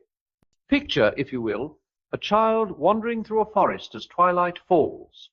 The path disappears in the dimming light, shadows lengthen, and every rustle seems threatening. Fear rises quickly in the small chest, until suddenly strong arms lift the child from the ground. The father has been there all along, unseen but never absent, and the little one is carried safely through what moments before felt unendurable. This is the image of divine providence, the unseen hand that steadies us when we stumble, the presence that bears us when we cannot walk. The psalmist declares it simply and directly. Though he may stumble, he will not fall, for the Lord upholds him with his hand. Psalm 37-24. Notice the wording stumbling is not denied. To stumble is assumed, for human life is full of it. The comfort is not in the absence of weakness, but in the certainty of divine support. God does not promise that we shall never falter. He promises that when we do, his grip will not loosen. Here we encounter one of the deep paradoxes of faith. We desire clarity, certainty, and control. We want maps, not mysteries. Yet Isaiah reminds us, "For my thoughts are not your thoughts, neither are your ways my ways, declares the Lord. As the heavens are higher than the earth, so are my ways higher than your ways, and my thoughts than your thoughts." Isaiah 55-8-9. It is a staggering reminder that to walk with God is to accept guidance we often cannot comprehend. We see inches ahead. He sees eternity. C.S. Lewis observed this tension with characteristic sharpness. He noted that God does not shield his children from all hardship. Instead, he gives them himself. In his view, the danger lies not in pain, but in the lie that pain means abandonment. The child who trips on the path may believe for a moment that the Father has vanished, but the stronger truth is that the Father is nearer than ever, bending down to lift and to carry. Hope, then, is not naive optimism, nor is it the denial of stumbling. Hope is trust in the Father's grip.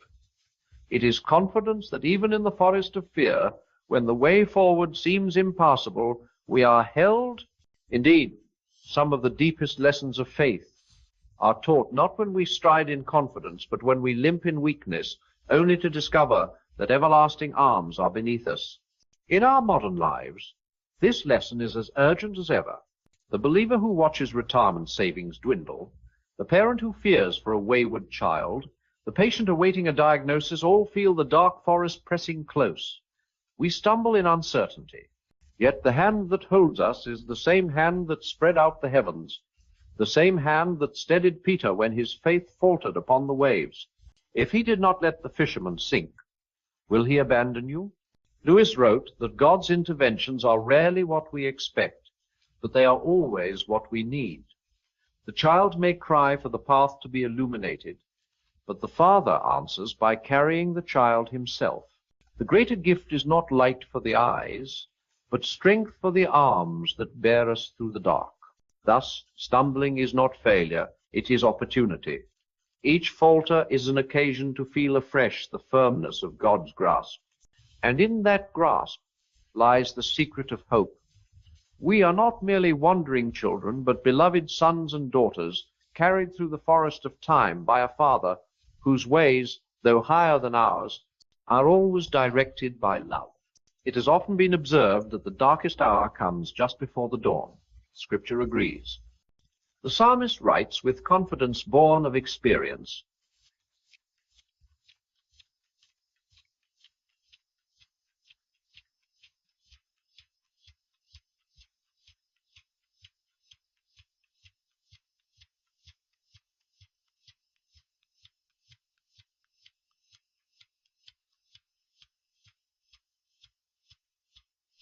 Notice, the pattern tiers are acknowledged, not dismissed. The night is real, not imaginary. But just as surely as sunrise follows midnight, joy follows sorrow for those who trust in the Lord. C.S. Lewis once remarked that God allows us to walk in the twilight, not to destroy our faith, but to deepen it. If the soul never knew night, it could not learn to long for morning. And so the night of waiting has its holy purpose. It teaches us patience, enlarges our capacity for joy, and fixes our eyes not on immediate relief, but on eternal realities. Waiting is not wasted time. Seasons of delay are God's workshops, where unseen chisels shape us for blessings not yet ready to be given. Consider how a farmer must endure long months of apparent barrenness before the crop rises from the soil. Rain, frost, and time itself are necessary for the harvest. So it is with the soul. Romans 8:28 assures us that in all things God works for the good of those who love him, who have been called according to his purpose. Even the delays, the unanswered prayers, the aching silences of heaven, these too are woven into the tapestry of our ultimate good. Yet let us be clear. Waiting is difficult.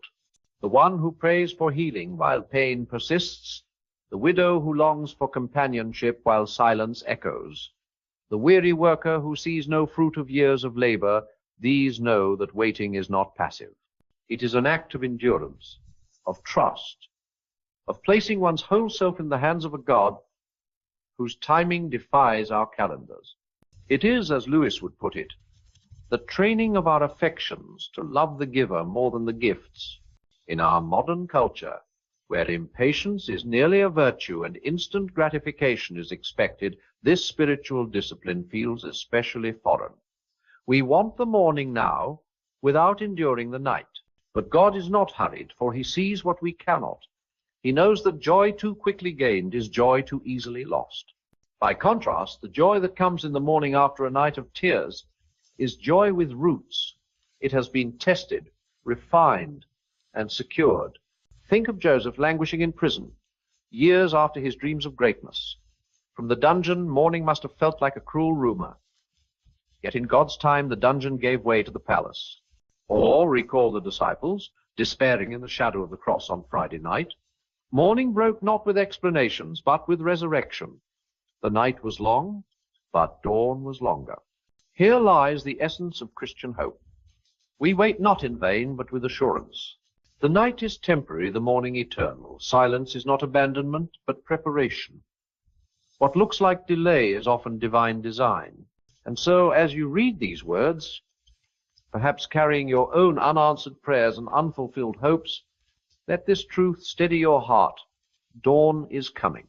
Not because circumstances guarantee it, but because God has promised it. And his promises are more certain than the sunrise. If you believe this, let the act of faith take form even now. Say with your heart, and if you will, with your words, I will not lose hope. For the God who watched you through the night is the same God who will greet you with joy in the morning. The psalmist gives us a startling image of God's intervention. You turn my wailing into dancing. You remove my sackcloth and clothe me with joy, that my heart may sing your praises and not be silent. Lord my God, I will praise you forever. Psalm 30 to 11:12. Notice the movement, mourning into dancing, ashes into beauty, silence into song. This is the way of God, to take the very place of our despair and make it the birthplace of our joy. C.S. Lewis, reflecting on the Psalms, observed that God's ways often appear strange and surprising because we expect him to work within our expectations. We long for neat answers and tidy timelines, but God delights in what Lewis called the surprise of joy. The God who interrupts despair with laughter, who breaks open prisons at midnight, who brings water from a rock, does not conform to our plans. He is not a tame deity. He is the living Lord, whose interventions are as unexpected as they are glorious. Scripture brims with such surprises. Think of the widow of Zarephath preparing her last meal in famine, only to find her jar of flour and jug of oil never empty. Recall the man by the pool of Bethesda, waiting 38 years, suddenly told by Jesus to rise, take up his mat, and walk. Or consider Peter, chained between guards in a locked cell, awakened by an angel whose light pierced the darkness. These were not carefully planned solutions. They were divine interruptions, reminders that heaven is never bound by earth's limitations. And so it is with us. We pray for provision, and God sends it from a source we never expected. We plead for healing, and he brings it in ways we had not imagined, sometimes physical, sometimes emotional, sometimes by granting strength to endure rather than escape. We ask for restoration, and relationships thought beyond repair are softened and healed in a single conversation, a single act of grace. But here is the key. God's interventions rarely look like what we had pictured. They are almost always inconvenient, disruptive, even unsettling. A closed door becomes the mercy that saves us from disaster. A sudden delay reroutes us into a blessing we could never have planned. The detour is the miracle, though at the time it feels like frustration. Lewis would say that we miss half of God's blessings simply because they arrive disguised. The miracle is hidden in the interruption. Gratitude, therefore, becomes our posture of readiness. When we cultivate a thankful heart, even in the small disruptions of daily life, we open ourselves to recognize the fingerprints of God where others see only accidents or inconveniences. Think of your own life. How many blessings came not from your plans, but from God's interruptions? That job you didn't get, the relationship that ended, the unexpected illness that slowed your pace, all of these may have been the very instruments through which God prepared you for something greater. The miracle often waits in the moment we resist it most. To live with hope, then, is to live with expectation, not expectation that life will unfold according to our script, but that God will weave his surprises into our story. His ways are higher, his timing is wiser, and his interventions, though sudden and often bewildering, are always redemptive. So, when life jars you with the unexpected, resist the instinct to despair. Instead, ask, what miracle might be hidden here? What joy might be gestating in this disruption? The God who turns mourning into dancing has not finished with you yet. The very place of your grief may yet resound with songs of praise. Isaiah gives us one of the most treasured promises in all of Scripture. But those who wait on the Lord shall renew their strength. They shall mount up with wings like eagles. They shall run and not be weary. They shall walk and not faint. Isaiah 40-31. Notice the sequence, waiting first, then strength, then the soaring. Strength is not found in frantic striving, but in the stillness of trust. The eagle's flight does not come from flapping harder, but from catching the wind that God himself provides. Waiting, then, is not wasted time. It is God's training ground. It strips away our illusions of control, our tendency to manage, predict, and schedule every corner of life. We discover in the pause what we could not in the sprint, that we are creatures, not masters, and that our true vitality comes not from our own designs, but from leaning into his. C.S. Lewis saw this tension with great clarity. In The Abolition of Man, he critiqued humanity's endless attempt to seize control, to manipulate nature, time, even destiny itself. But God, Lewis insisted, has a way of gently undoing our proud plans. He shatters the illusion that we are in charge not to humiliate us, but to free us. Waiting becomes the school where this lesson is taught. We are reminded that the Lord is not late nor inattentive, but operating on a timetable that bends to eternity, not to our wristwatches. Think of it. The eaglet does not demand to fly on its own schedule. It waits for the feathers to grow, for the muscles to strengthen, for the moment when the updraft carries it into the open skies. Impatience would be its ruin. So too with us. The very seasons that feel like delays are in fact the incubation of wings. The scriptures are filled with lives marked by this divine pattern. Abraham waited decades for Isaac. Israel waited centuries for the Messiah. The disciples waited in the upper room until power came upon them from on high. None of them wasted their waiting. It was in the waiting that God was shaping, strengthening, and readying them for what only he could do. In our modern world, Waiting feels like weakness. We live in an age of instant results and on-demand gratification. A slow internet connection seems unbearable, let alone a decade-long prayer unanswered. But here is where faith proves itself most radiant. Not in the instant miracle, but in the patient endurance that trusts God even when nothing moves. As Lewis once noted, God is not interested in making us comfortable, but in making us creatures capable of himself. That capacity is often carved into us during the long pauses. So how do we live this waiting well? By replacing impatience with expectancy. By training our hearts not to ask, how long, but what are you building in me during this time? By seeing delays not as denials, but as seasons of hidden preparation. When we learn to wait with this posture, hope itself becomes our strength. And here is the wonder. When the waiting has done its work, we find ourselves soaring in ways we could not have engineered.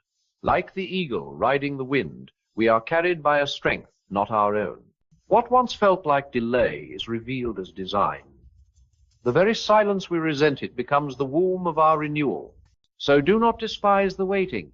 Do not curse the pause. This is the sacred interval in which God grows wings on weary souls. When the time is right, you too will rise, and the wind of his Spirit will lift you higher than all your restless striving ever could. The angel's words to Mary still echo across the centuries. For with God nothing shall be impossible. Luke 1:37. It was not a gentle reassurance that her life would unfold according to plan. It was a thunderclap announcing that her life was about to unravel every plan she thought she knew. God's fingerprints are often found in the impossible, in the places where human reason falters and divine wonder takes over. This is the rhythm of God's dealings with his people. He moves quietly enough to respect our freedom, yet powerfully enough to overturn our assumptions. C.S. Lewis captured this paradox beautifully in Surprised by Joy. His own conversion did not come by argument or force, but by the quiet, insistent presence of God seeping into the corners of his life. He confessed that he was the most dejected and reluctant convert in all England.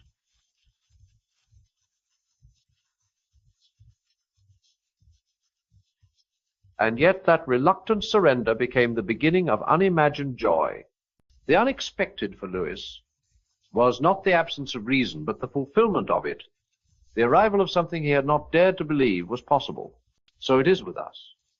We tend to pray within the safe boundaries of what seems reasonable. We ask for a modest healing, a partial breakthrough, a little help with a problem that threatens to overwhelm us.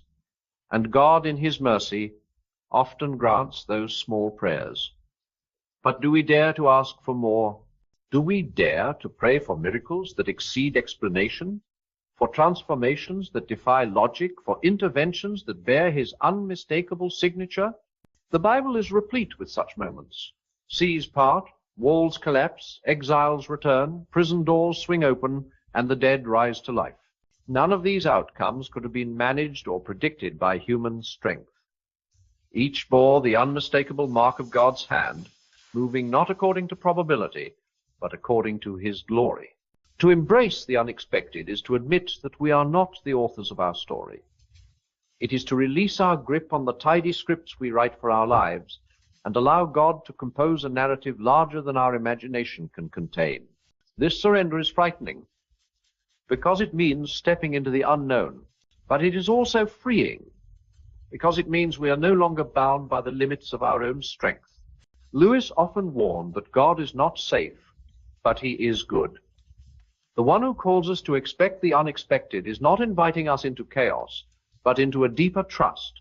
It is the trust that believes the impossible, not because we are dreamers, but because we know the dream maker. Faith at its core is not optimism. It is confidence that the God who raised Christ from the dead delights in exceeding the narrow confines of our expectations. So let us not shrink our prayers to the size of our fears. Let us pray bigger, bolder prayers, not as a test of God, but as an act of surrender to his limitless possibilities. Let us expect the unexpected, not because we demand it, but because it is his nature to give more than we ask or imagine. And when his answer comes, whether in thunder or in whisper, we will recognize it for what it is, his signature written across the pages of our lives. If we could see our lives from heaven's vantage point, they would not look like scattered fragments of chance, but like a tapestry woven with deliberate care. Each thread, whether bright with joy or dark with sorrow, is gathered by the hand of God into a pattern we cannot yet see. What feels to us like brokenness or interruption is, in his design, part of the beauty yet to be revealed. C.S. Lewis once remarked that heaven will be full of surprises, and perhaps the greatest of these will be the realization that even our detours were woven into the design of glory. The promise of Philippians 1-6 resounds with steady assurance. He who began a good work in you will carry it on to completion until the day of Christ Jesus. We are not abandoned projects left half-finished on the workbench of eternity. The same hands that began the chiseling, the same voice that called us into being will see the work through. What he starts, he finishes. What he plants, he brings to harvest.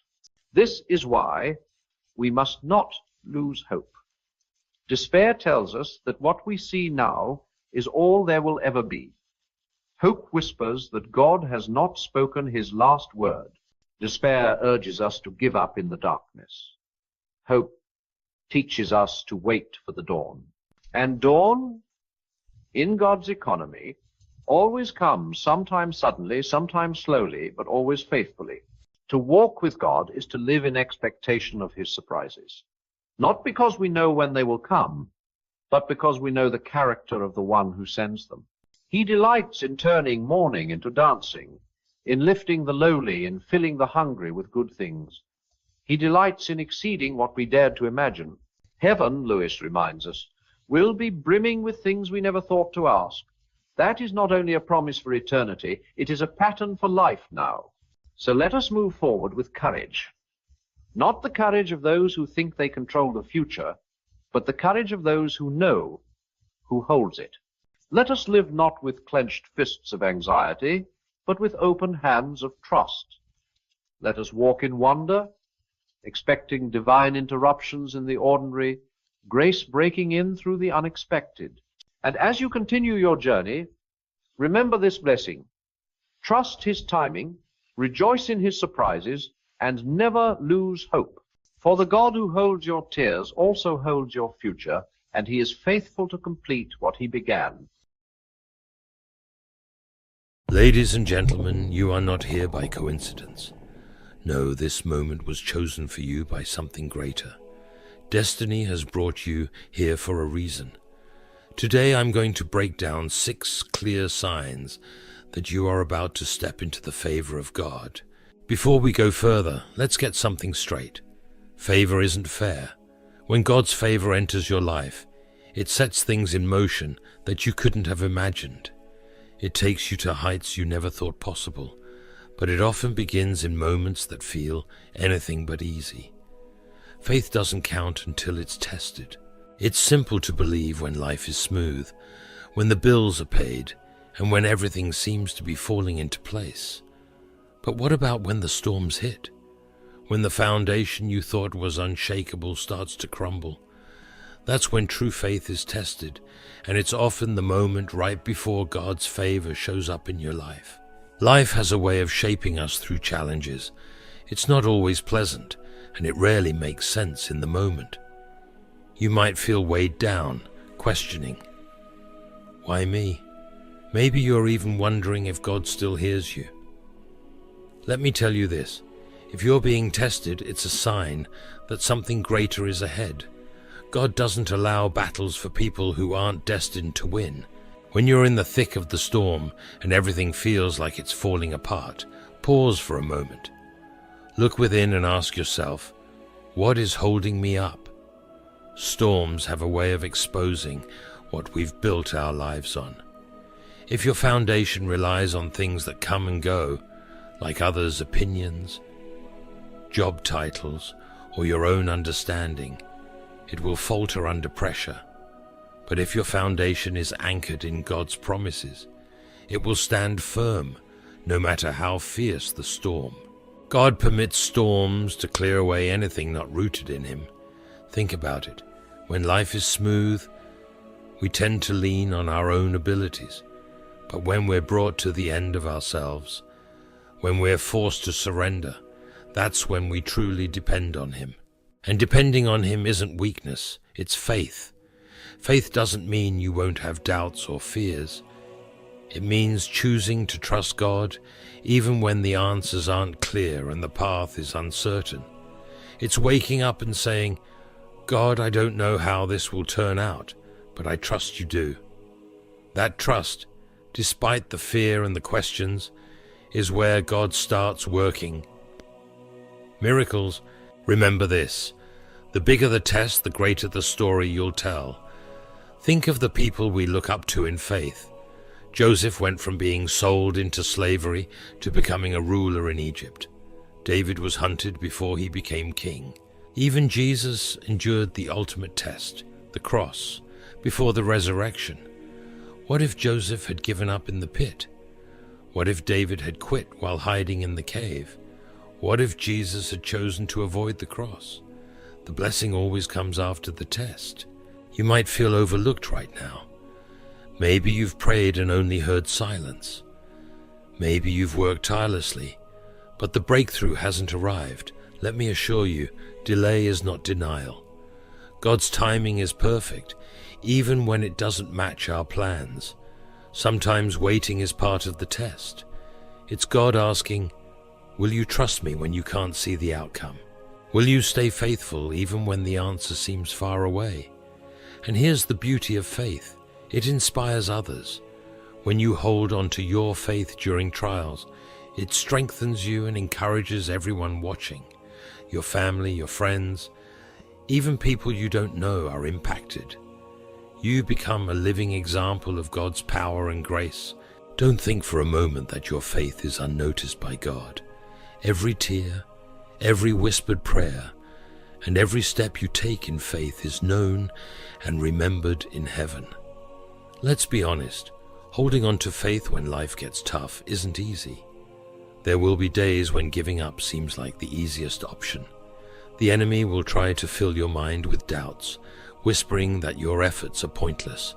That's why protecting your mind and heart is crucial. Surround yourself with people who will remind you of God's promises when you struggle to see them clearly. Fill your thoughts with His Word and speak His promises over your life, even when your circumstances seem to tell a different story.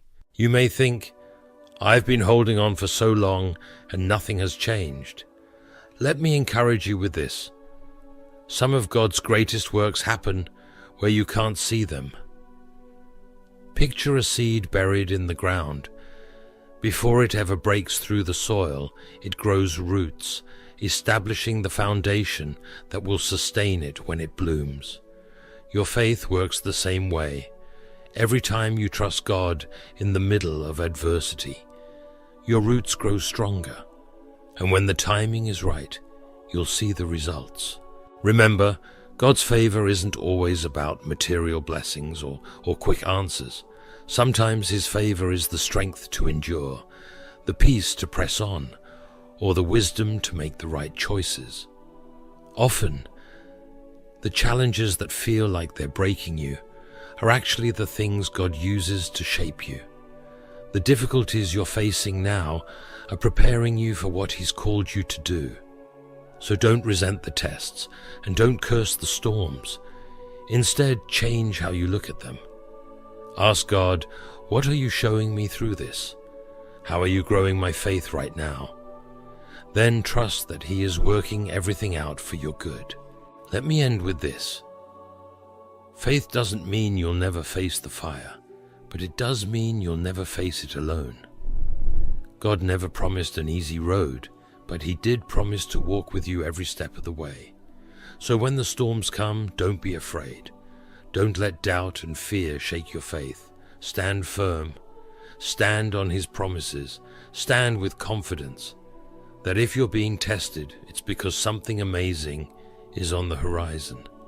And when you pass the test, you'll look back and see that God's favor was worth every challenge. Sometimes in life, a door will close, and it feels like the end of the line. It might be sudden, unexpected, and even painful. You might feel disappointment, confusion, or even betrayal. But let me tell you this, a closed door is not the end of the story. In fact, it could be the start of something much greater. What looks like rejection in the moment is often God's way of protecting you from something that wasn't meant for you or redirecting you towards something better. When a door closes, frustration is a common reaction. You might wonder, why would God let this happen? It's natural to question, to feel like you missed an opportunity, but consider this. That closed door might be a sign that God is at work in your life. He operates with a perspective we can't always understand. He sees what's ahead, the dangers and setbacks you can't anticipate. Sometimes he closes a door to keep you from stepping into something that could harm or delay you, or take you away from his plan for your life. Think of a child reaching for something harmful without realizing the danger.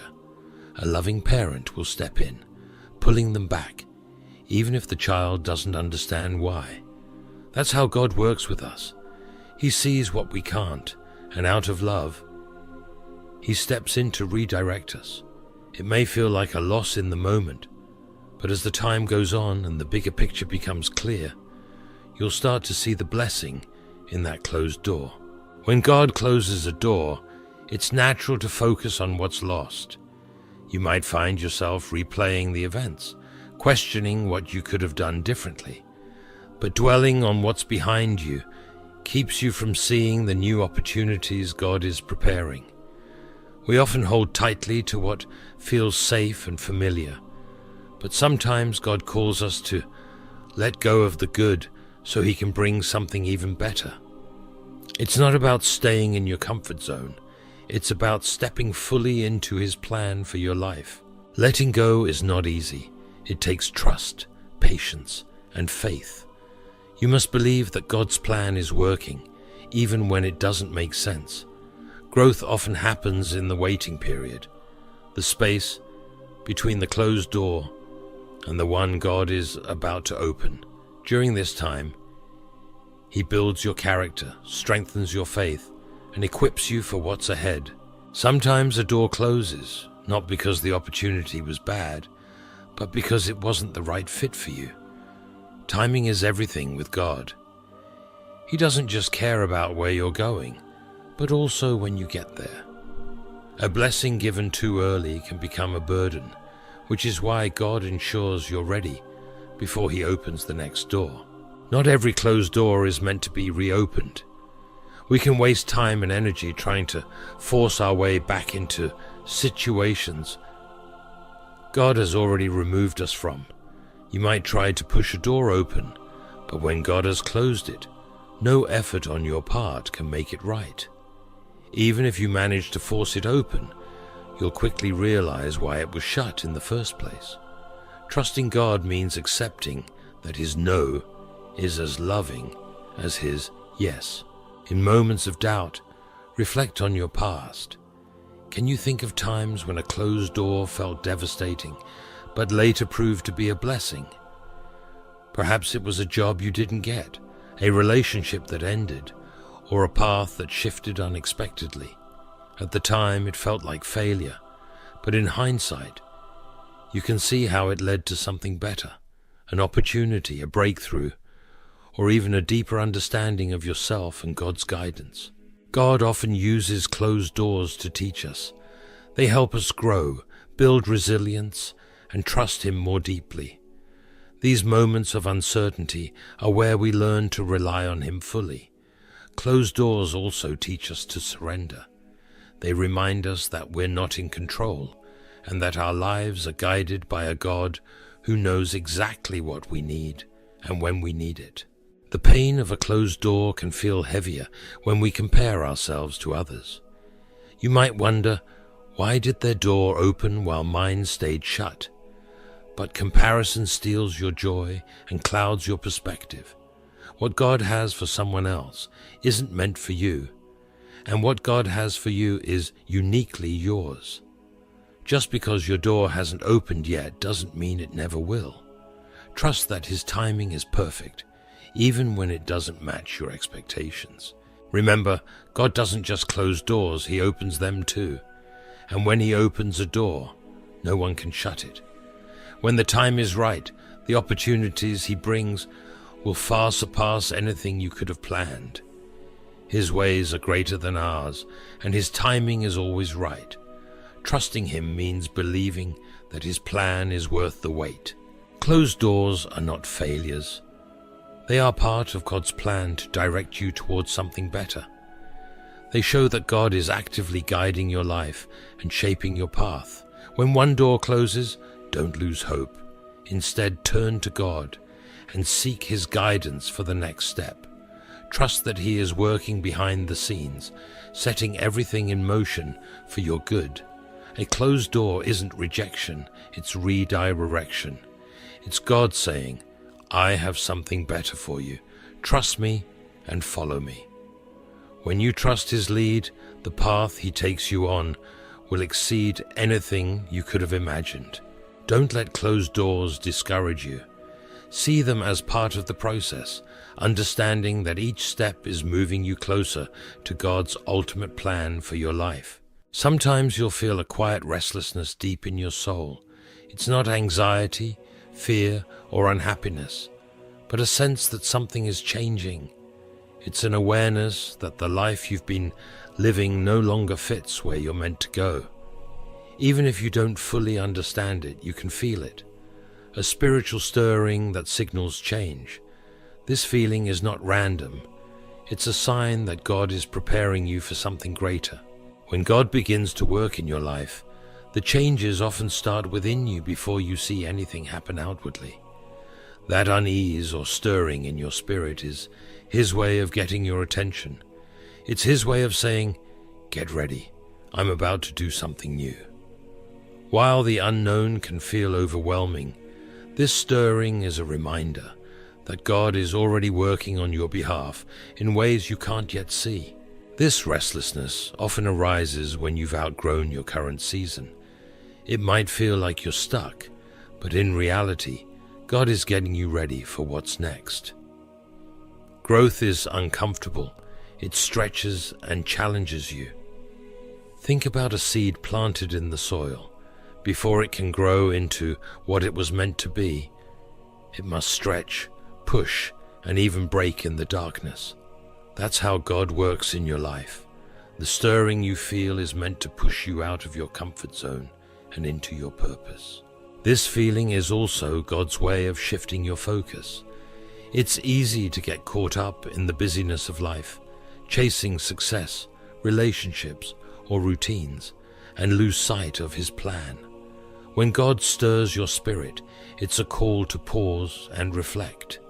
He's reminding you that your true purpose is found in Him, not in the temporary things of this world. He's calling you to release what no longer serves His plan, so that you can step into what He has prepared for you. Let's be real, spiritual restlessness can feel overwhelming. It's like being in a waiting room without instructions. You may start questioning your choices, relationships, and even your purpose. The temptation is to rush through it, force answers, or try to control the situation. But this restlessness isn't about finding quick solutions. It's about trusting God in the in-between. When God stirs your spirit, He's not asking you to figure everything out. He's asking you to trust Him, even when things don't make sense. This is where faith steps in. Faith doesn't mean you know exactly what's ahead. It means you believe that what God is preparing for you is greater than anything you could plan on your own. It's about releasing your need for control and trusting His timing and His plan. This process often involves letting go of things that no longer serve your growth. There may be habits, relationships, or even mindsets that God is asking you to release. Letting go is never easy, especially when those things once brought you joy or fulfillment. But this discomfort happens because God is clearing space in your life for something greater. He is preparing you to step into blessings that are in line with your purpose, and that often requires releasing what no longer fits. Spiritual restlessness can also bring a sense of isolation. You may notice that some relationships begin to fade, or that the environments where you once felt comfortable now feel unfamiliar. This solitude is not a punishment, it's preparation. God often separates us from distractions so we can hear His voice more clearly. In those quiet moments, away from the noise, He reveals truths that we couldn't see before. One of the most challenging parts of this process is learning to wait. In a culture that thrives on instant gratification, waiting feels counterproductive. But God's timing operates differently.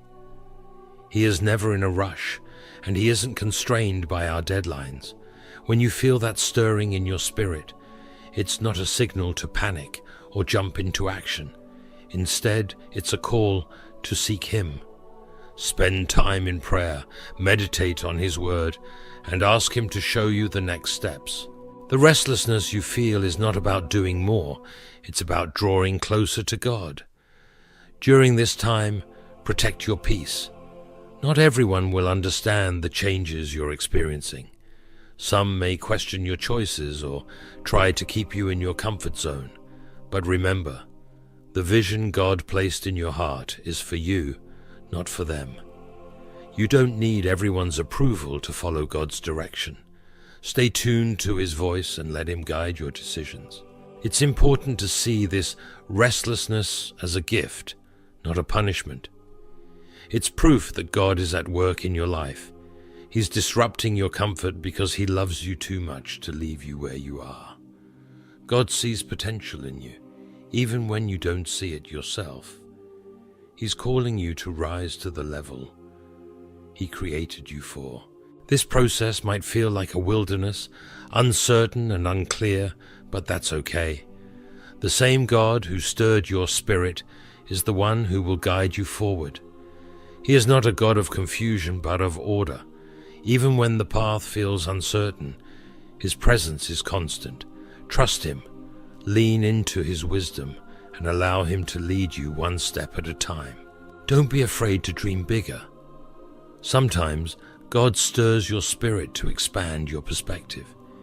He's calling you to think beyond your current circumstances and past experiences. He's inviting you to step into a purpose greater than anything you've imagined. Don't limit what He can do in your life. Trust that His plans are far greater than anything you could ever ask or think. Remember, this restlessness is temporary. It's a season, not your final destination. The stirring in your spirit is a sign of transition, not stagnation. God is moving you forward, equipping you for what's next, and shaping you for a life filled with purpose and favor. When God begins preparing you for a new season, you may notice changes in your relationships. Some friendships that once felt strong may feel strained, and people you relied on might become distant. This can feel confusing and even painful, but understand this: these changes are not random. God is pruning your circle, removing relationships that no longer fit with the purpose He's calling you to fulfill. This process is part of His plan to position you for what's ahead. Relationships are incredibly influential. They shape how you think, how you grow, and even how you view yourself. The people you choose to surround yourself with can either push you closer to your purpose or pull you away from it. That's why, when God is preparing you for something greater, He often begins by refining your relationships. Not everyone is meant to go where God is leading you. While this can be a tough reality to accept, it's a lesson you must learn. It's not about anyone being bad or unworthy. Their role in your life may simply have reached its conclusion. Just like each chapter in a book serves its purpose, but doesn't carry over into the next, Some relationships are only meant for a season. They help you grow, teach you lessons, or support you in specific moments. But when God is preparing you for what's ahead, He may ask you to release them. This process can feel lonely at times. You might question why certain people are drifting away, or why relationships that once felt natural now seem strained. It's important to remember that God sees things you can't. He knows the motives of every heart, the long-term effects of every connection, and how each relationship impacts your growth. Where you might see a loyal friend, God might see someone who could hinder your progress. Out of His love for you, He will step in to remove anything or anyone that no longer aligns with His purpose for your life. Sometimes this process is subtle, a gradual drifting apart that happens naturally. Other times it's sudden, like a door slamming shut without warning. Both are part of God's plan, and while it may hurt in the moment, trust that He is clearing space for the right people to enter your life. One of the most challenging parts of this pruning process is realizing that not everyone will celebrate your growth. Some people may feel insecure or envious of the changes in your life. They may question your choices or fail to support your progress.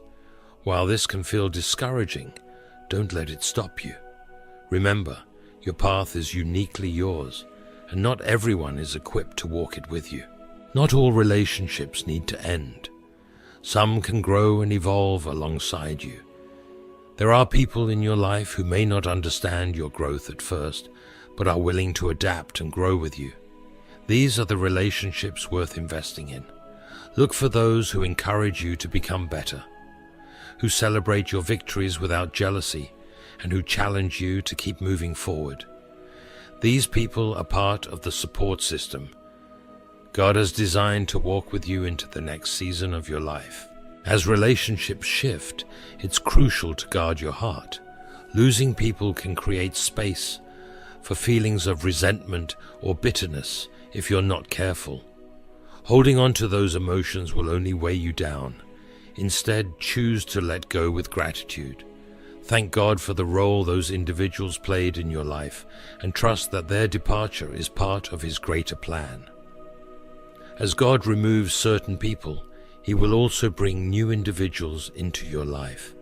These new connections will align with your purpose, challenge you to grow, and support you in ways you may not have experienced before. But to receive them, you must be willing to let go of what no longer fits.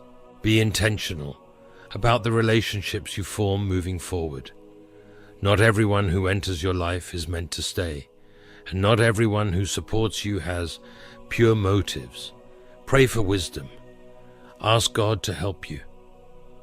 See people's true intentions and to guide you in forming relationships that align with His plan for your life. During this time, you'll likely notice that your relationship with God grows deeper. When people leave, it creates space for you to lean on Him more fully. In the absence of others, you'll find that God's presence is constant, His love is unwavering, and His strength is more than enough. This season of refining relationships is not about being isolated, it's about preparation. God is carefully placing the right people in your life, those who will help you step into your purpose. He is forming a circle that reflects His love, wisdom, and plans for your future. While this process might feel challenging, it will lead to something greater. As you experience these changes, be open to God's guidance. Be ready to release relationships that no longer fit and welcome the new connections He brings into your life. Trust that every change in your relationships is intentional, part of His design to position you for what's ahead. Remember, those who are meant to be in your life will remain, not because you force it, but because God has placed them there. This isn't just about relationships. It's about equipping you for what's next. The people you surround yourself with play a critical role in your growth, and God wants to make sure your circle supports and uplifts you as he moves you into his favor. So embrace this process, trust what God is doing, and know that each change is leading you closer to your purpose. There are times in life when challenges seem to come from every direction. Problems arise unexpectedly. Paths that once felt smooth become blocked, and what was easy now feels overwhelming. In these moments, it's natural to feel frustrated or question why things are so difficult. But this isn't a coincidence. Resistance often appears when you're on the verge of something significant. The enemy doesn't waste his energy on anything that doesn't pose a threat. When opposition increases, it's often a sign that you're nearing a breakthrough. God has prepared for you. Resistance often feels relentless, coming in waves that test every area of your life. Your peace, your confidence, even your relationships may feel under attack. People you relied on may start to doubt you, and unexpected challenges can arise in areas that once felt secure. This isn't random. It's a spiritual strategy designed to wear you down and distract you. Instead of letting it discourage you, recognize it as confirmation that you're on the right path. Opposition often signals that God is about to do something incredible in your life. When you're moving closer to his plans for you, the enemy takes notice. He sees the impact you'll have when you fully step into your calling and works to stop you before you get there. But here's the good news. No resistance is greater than God's power. In fact, God often allows challenges to prepare you for the blessings he's bringing. The struggles you face now are building the strength you'll need for what's ahead. It's easy to believe that opposition means you've made a mistake, but more often it means the opposite. When you're walking in God's will, resistance is part of the process. The enemy doesn't attack what he already controls. He focuses on those stepping into their divine purpose. That's why it's so important to remain steady, even when the pressure intensifies. Your endurance is a sign of your faith and trust in God. The Bible is filled with examples of people who faced significant resistance just before experiencing breakthrough. David had to face Goliath before being recognized as a leader. Joseph endured betrayal, slavery, and imprisonment before becoming a ruler in Egypt. Even Jesus faced rejection, betrayal, and the cross before the victory of the resurrection. In each story, the challenges weren't signs of failure. They were the final steps before triumph. When you're under attack, it's natural to feel drained and question if the fight is worth it. You may doubt whether you have the strength to keep going, but here's the truth.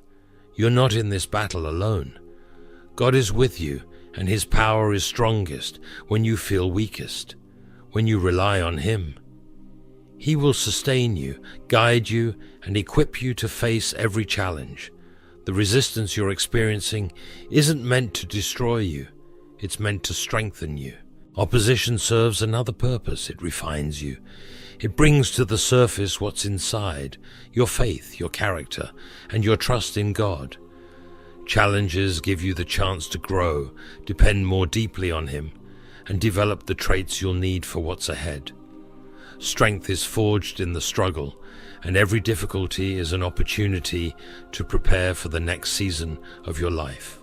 One of the hardest parts of facing resistance is the temptation to quit. When things get tough, it's easy to question whether you're on the right path or whether it's worth continuing. But quitting is exactly what the enemy wants. If he can get you to give up, he can stop you from stepping into God's plan for you. This is why perseverance is crucial. Keep moving forward, even when the road feels hard. Trust that God is working behind the scenes, putting everything into place for your good. In times of resistance, stay rooted in God's word. The Bible is your source of strength and encouragement, constantly reminding you of God's promises and faithfulness. When you feel tired or overwhelmed, turn to Scripture. Let it refresh your mind and refocus your heart. Spend time in prayer, asking God for strength, clarity, and guidance. Surround yourself with people who will uplift and encourage you during this season. Resistance often brings clarity. It forces you to reassess your priorities, your motivations, and where you place your trust. Are you relying on your own strength, or are you depending on God? Are you chasing temporary success, or are you pursuing His purpose for your life? Challenges have a way of stripping away distractions and bringing focus to what truly matters. Sometimes the resistance you're facing isn't just about you. It could be about breaking through barriers that have existed for generations, patterns, beliefs or struggles in your family or community that God is calling you to overcome. Breaking through those barriers is never easy, but it's always worth it. You're not only fighting for yourself, but also paving the way for others who will come after you. Your determination has the power to create a lasting impact. It's important to remember that resistance is temporary. No storm lasts forever, and no challenge is greater than God's power.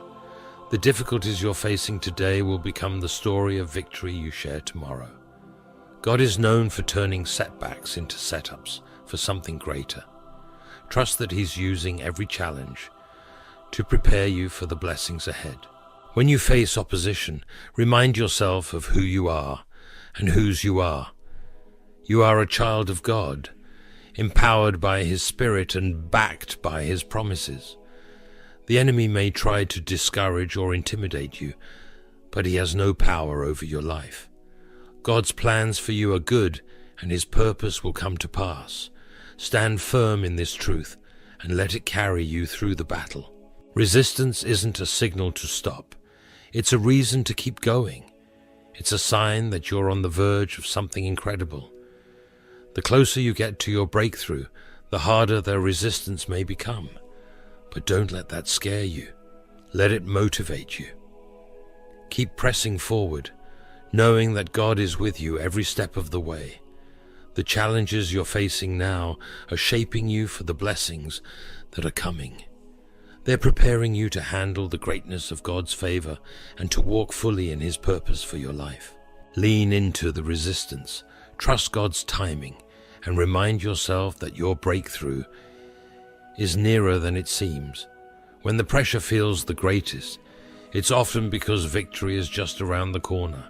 Stay committed, stay focused, and watch as God turns every challenge into an opportunity for His favor. There are times when, as God prepares you for His favor, you'll experience a stillness in your life. It's as if the pace you once moved at suddenly slows. Opportunities you expected may seem to pause, doors you were sure would open stay closed, and the plans you've been working on appear to stall. This stillness can feel unsettling, especially in a world that values constant motion and visible progress. But this divine stillness is not a sign of delay or denial.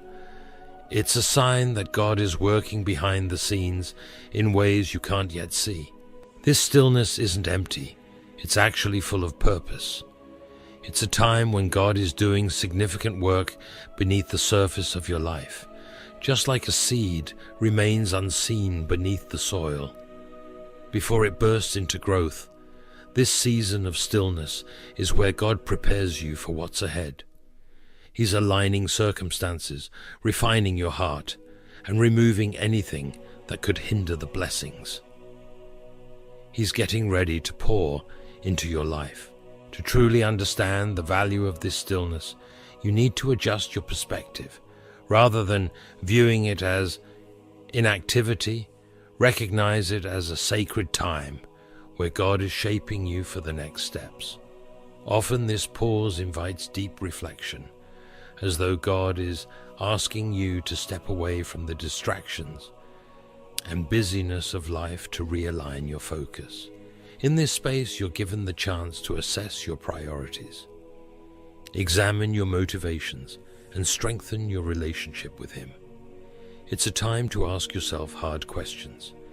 Is your heart aligned with God's will, or are you pursuing your own ambitions? This reflection isn't about feeling guilt or doubt. It's about finding clarity and alignment. It ensures that as you move forward, you do so with purpose and a heart fully surrendered to God's plan. Stillness also calls for trust, even when you can't see progress. It's easy to feel like nothing is happening. But faith isn't about what's visible. It's about believing in God's promises. Trusting Him during stillness means knowing He's orchestrating things you can't manage on your own. It's about surrendering your timeline to His and trusting that His timing is always right. God's delays are not His denials. Often they're His way of protecting you from stepping into something too soon. He knows exactly what you need, when you need it, and how best to bring it to pass. Stillness can also test your patience. Waiting isn't always easy, especially when you feel ready to move forward. But patience is more than just enduring the wait. It's about how you choose to wait. Will you wait with frustration and doubt, or will you wait with faith and anticipation? These moments of stillness are where God teaches patience, helping you trust His process instead of rushing ahead with your own plans. This patience you are developing isn't just for the season you're in now. It's a lifelong quality that will help you handle the blessings and challenges in your next chapter. During this time, God may also remove distractions from your life. Certain doors may close, and things you've grown attached to may be taken away. While this process can feel painful, it's important to understand that what seems like loss is actually preparation. God is clearing space for the blessings He's about to pour into your life, ensuring you're ready to fully receive what He has planned. One of the most powerful aspects of stillness is the opportunity to deepen your connection with God. Without the distractions of constant activity, His voice becomes clearer. This is the time to draw closer to Him through prayer and reading His Word. In these quiet moments, God reveals His heart, guiding you and providing the wisdom you'll need for the road ahead. The closeness you develop with Him during this season will serve as a foundation for everything that follows. Stillness is also a time for healing. Many of us carry wounds from past disappointments, betrayals, or failures. Wounds that, if left unaddressed, can hold us back from stepping fully into God's favor. In the stillness, God invites you to confront these hurts and allow Him to heal them. While this process may be uncomfortable and require vulnerability, it leads to freedom. Once healed, you can step forward without the weight of the past dragging you down. Another important aspect of stillness is the clarity it brings. When life moves quickly, it can be hard to hear God's direction or recognize His plans. In the quiet, you can hear Him more clearly. He begins to show you the next steps, the doors He's preparing to open, and the purpose He has for you. This clarity is about more than just knowing where to go. It's about seeing your life through God's perspective and understanding His greater plan. Stillness is also a time of strengthening.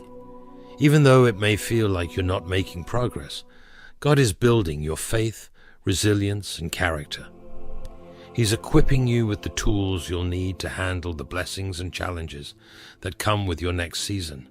Like a tree whose roots grow deeper during a storm, your spiritual foundation is being fortified. You may not see the full impact of this strengthening now, but it will become evident when you face future challenges with confidence and unwavering faith. This season of stillness also serves as a reminder of who is in control. It's easy to believe that your efforts alone will bring about success, but stillness shifts the focus back to God's power. He is the author of your story, the one who opens doors, creates opportunities, and brings favor into your life. Your role isn't to strive, but to surrender, trust Him, and let Him lead. Though stillness can feel uncomfortable, it's essential to accept it without trying to rush through it. Resist the urge to force things to happen or fill the silence with unnecessary distractions.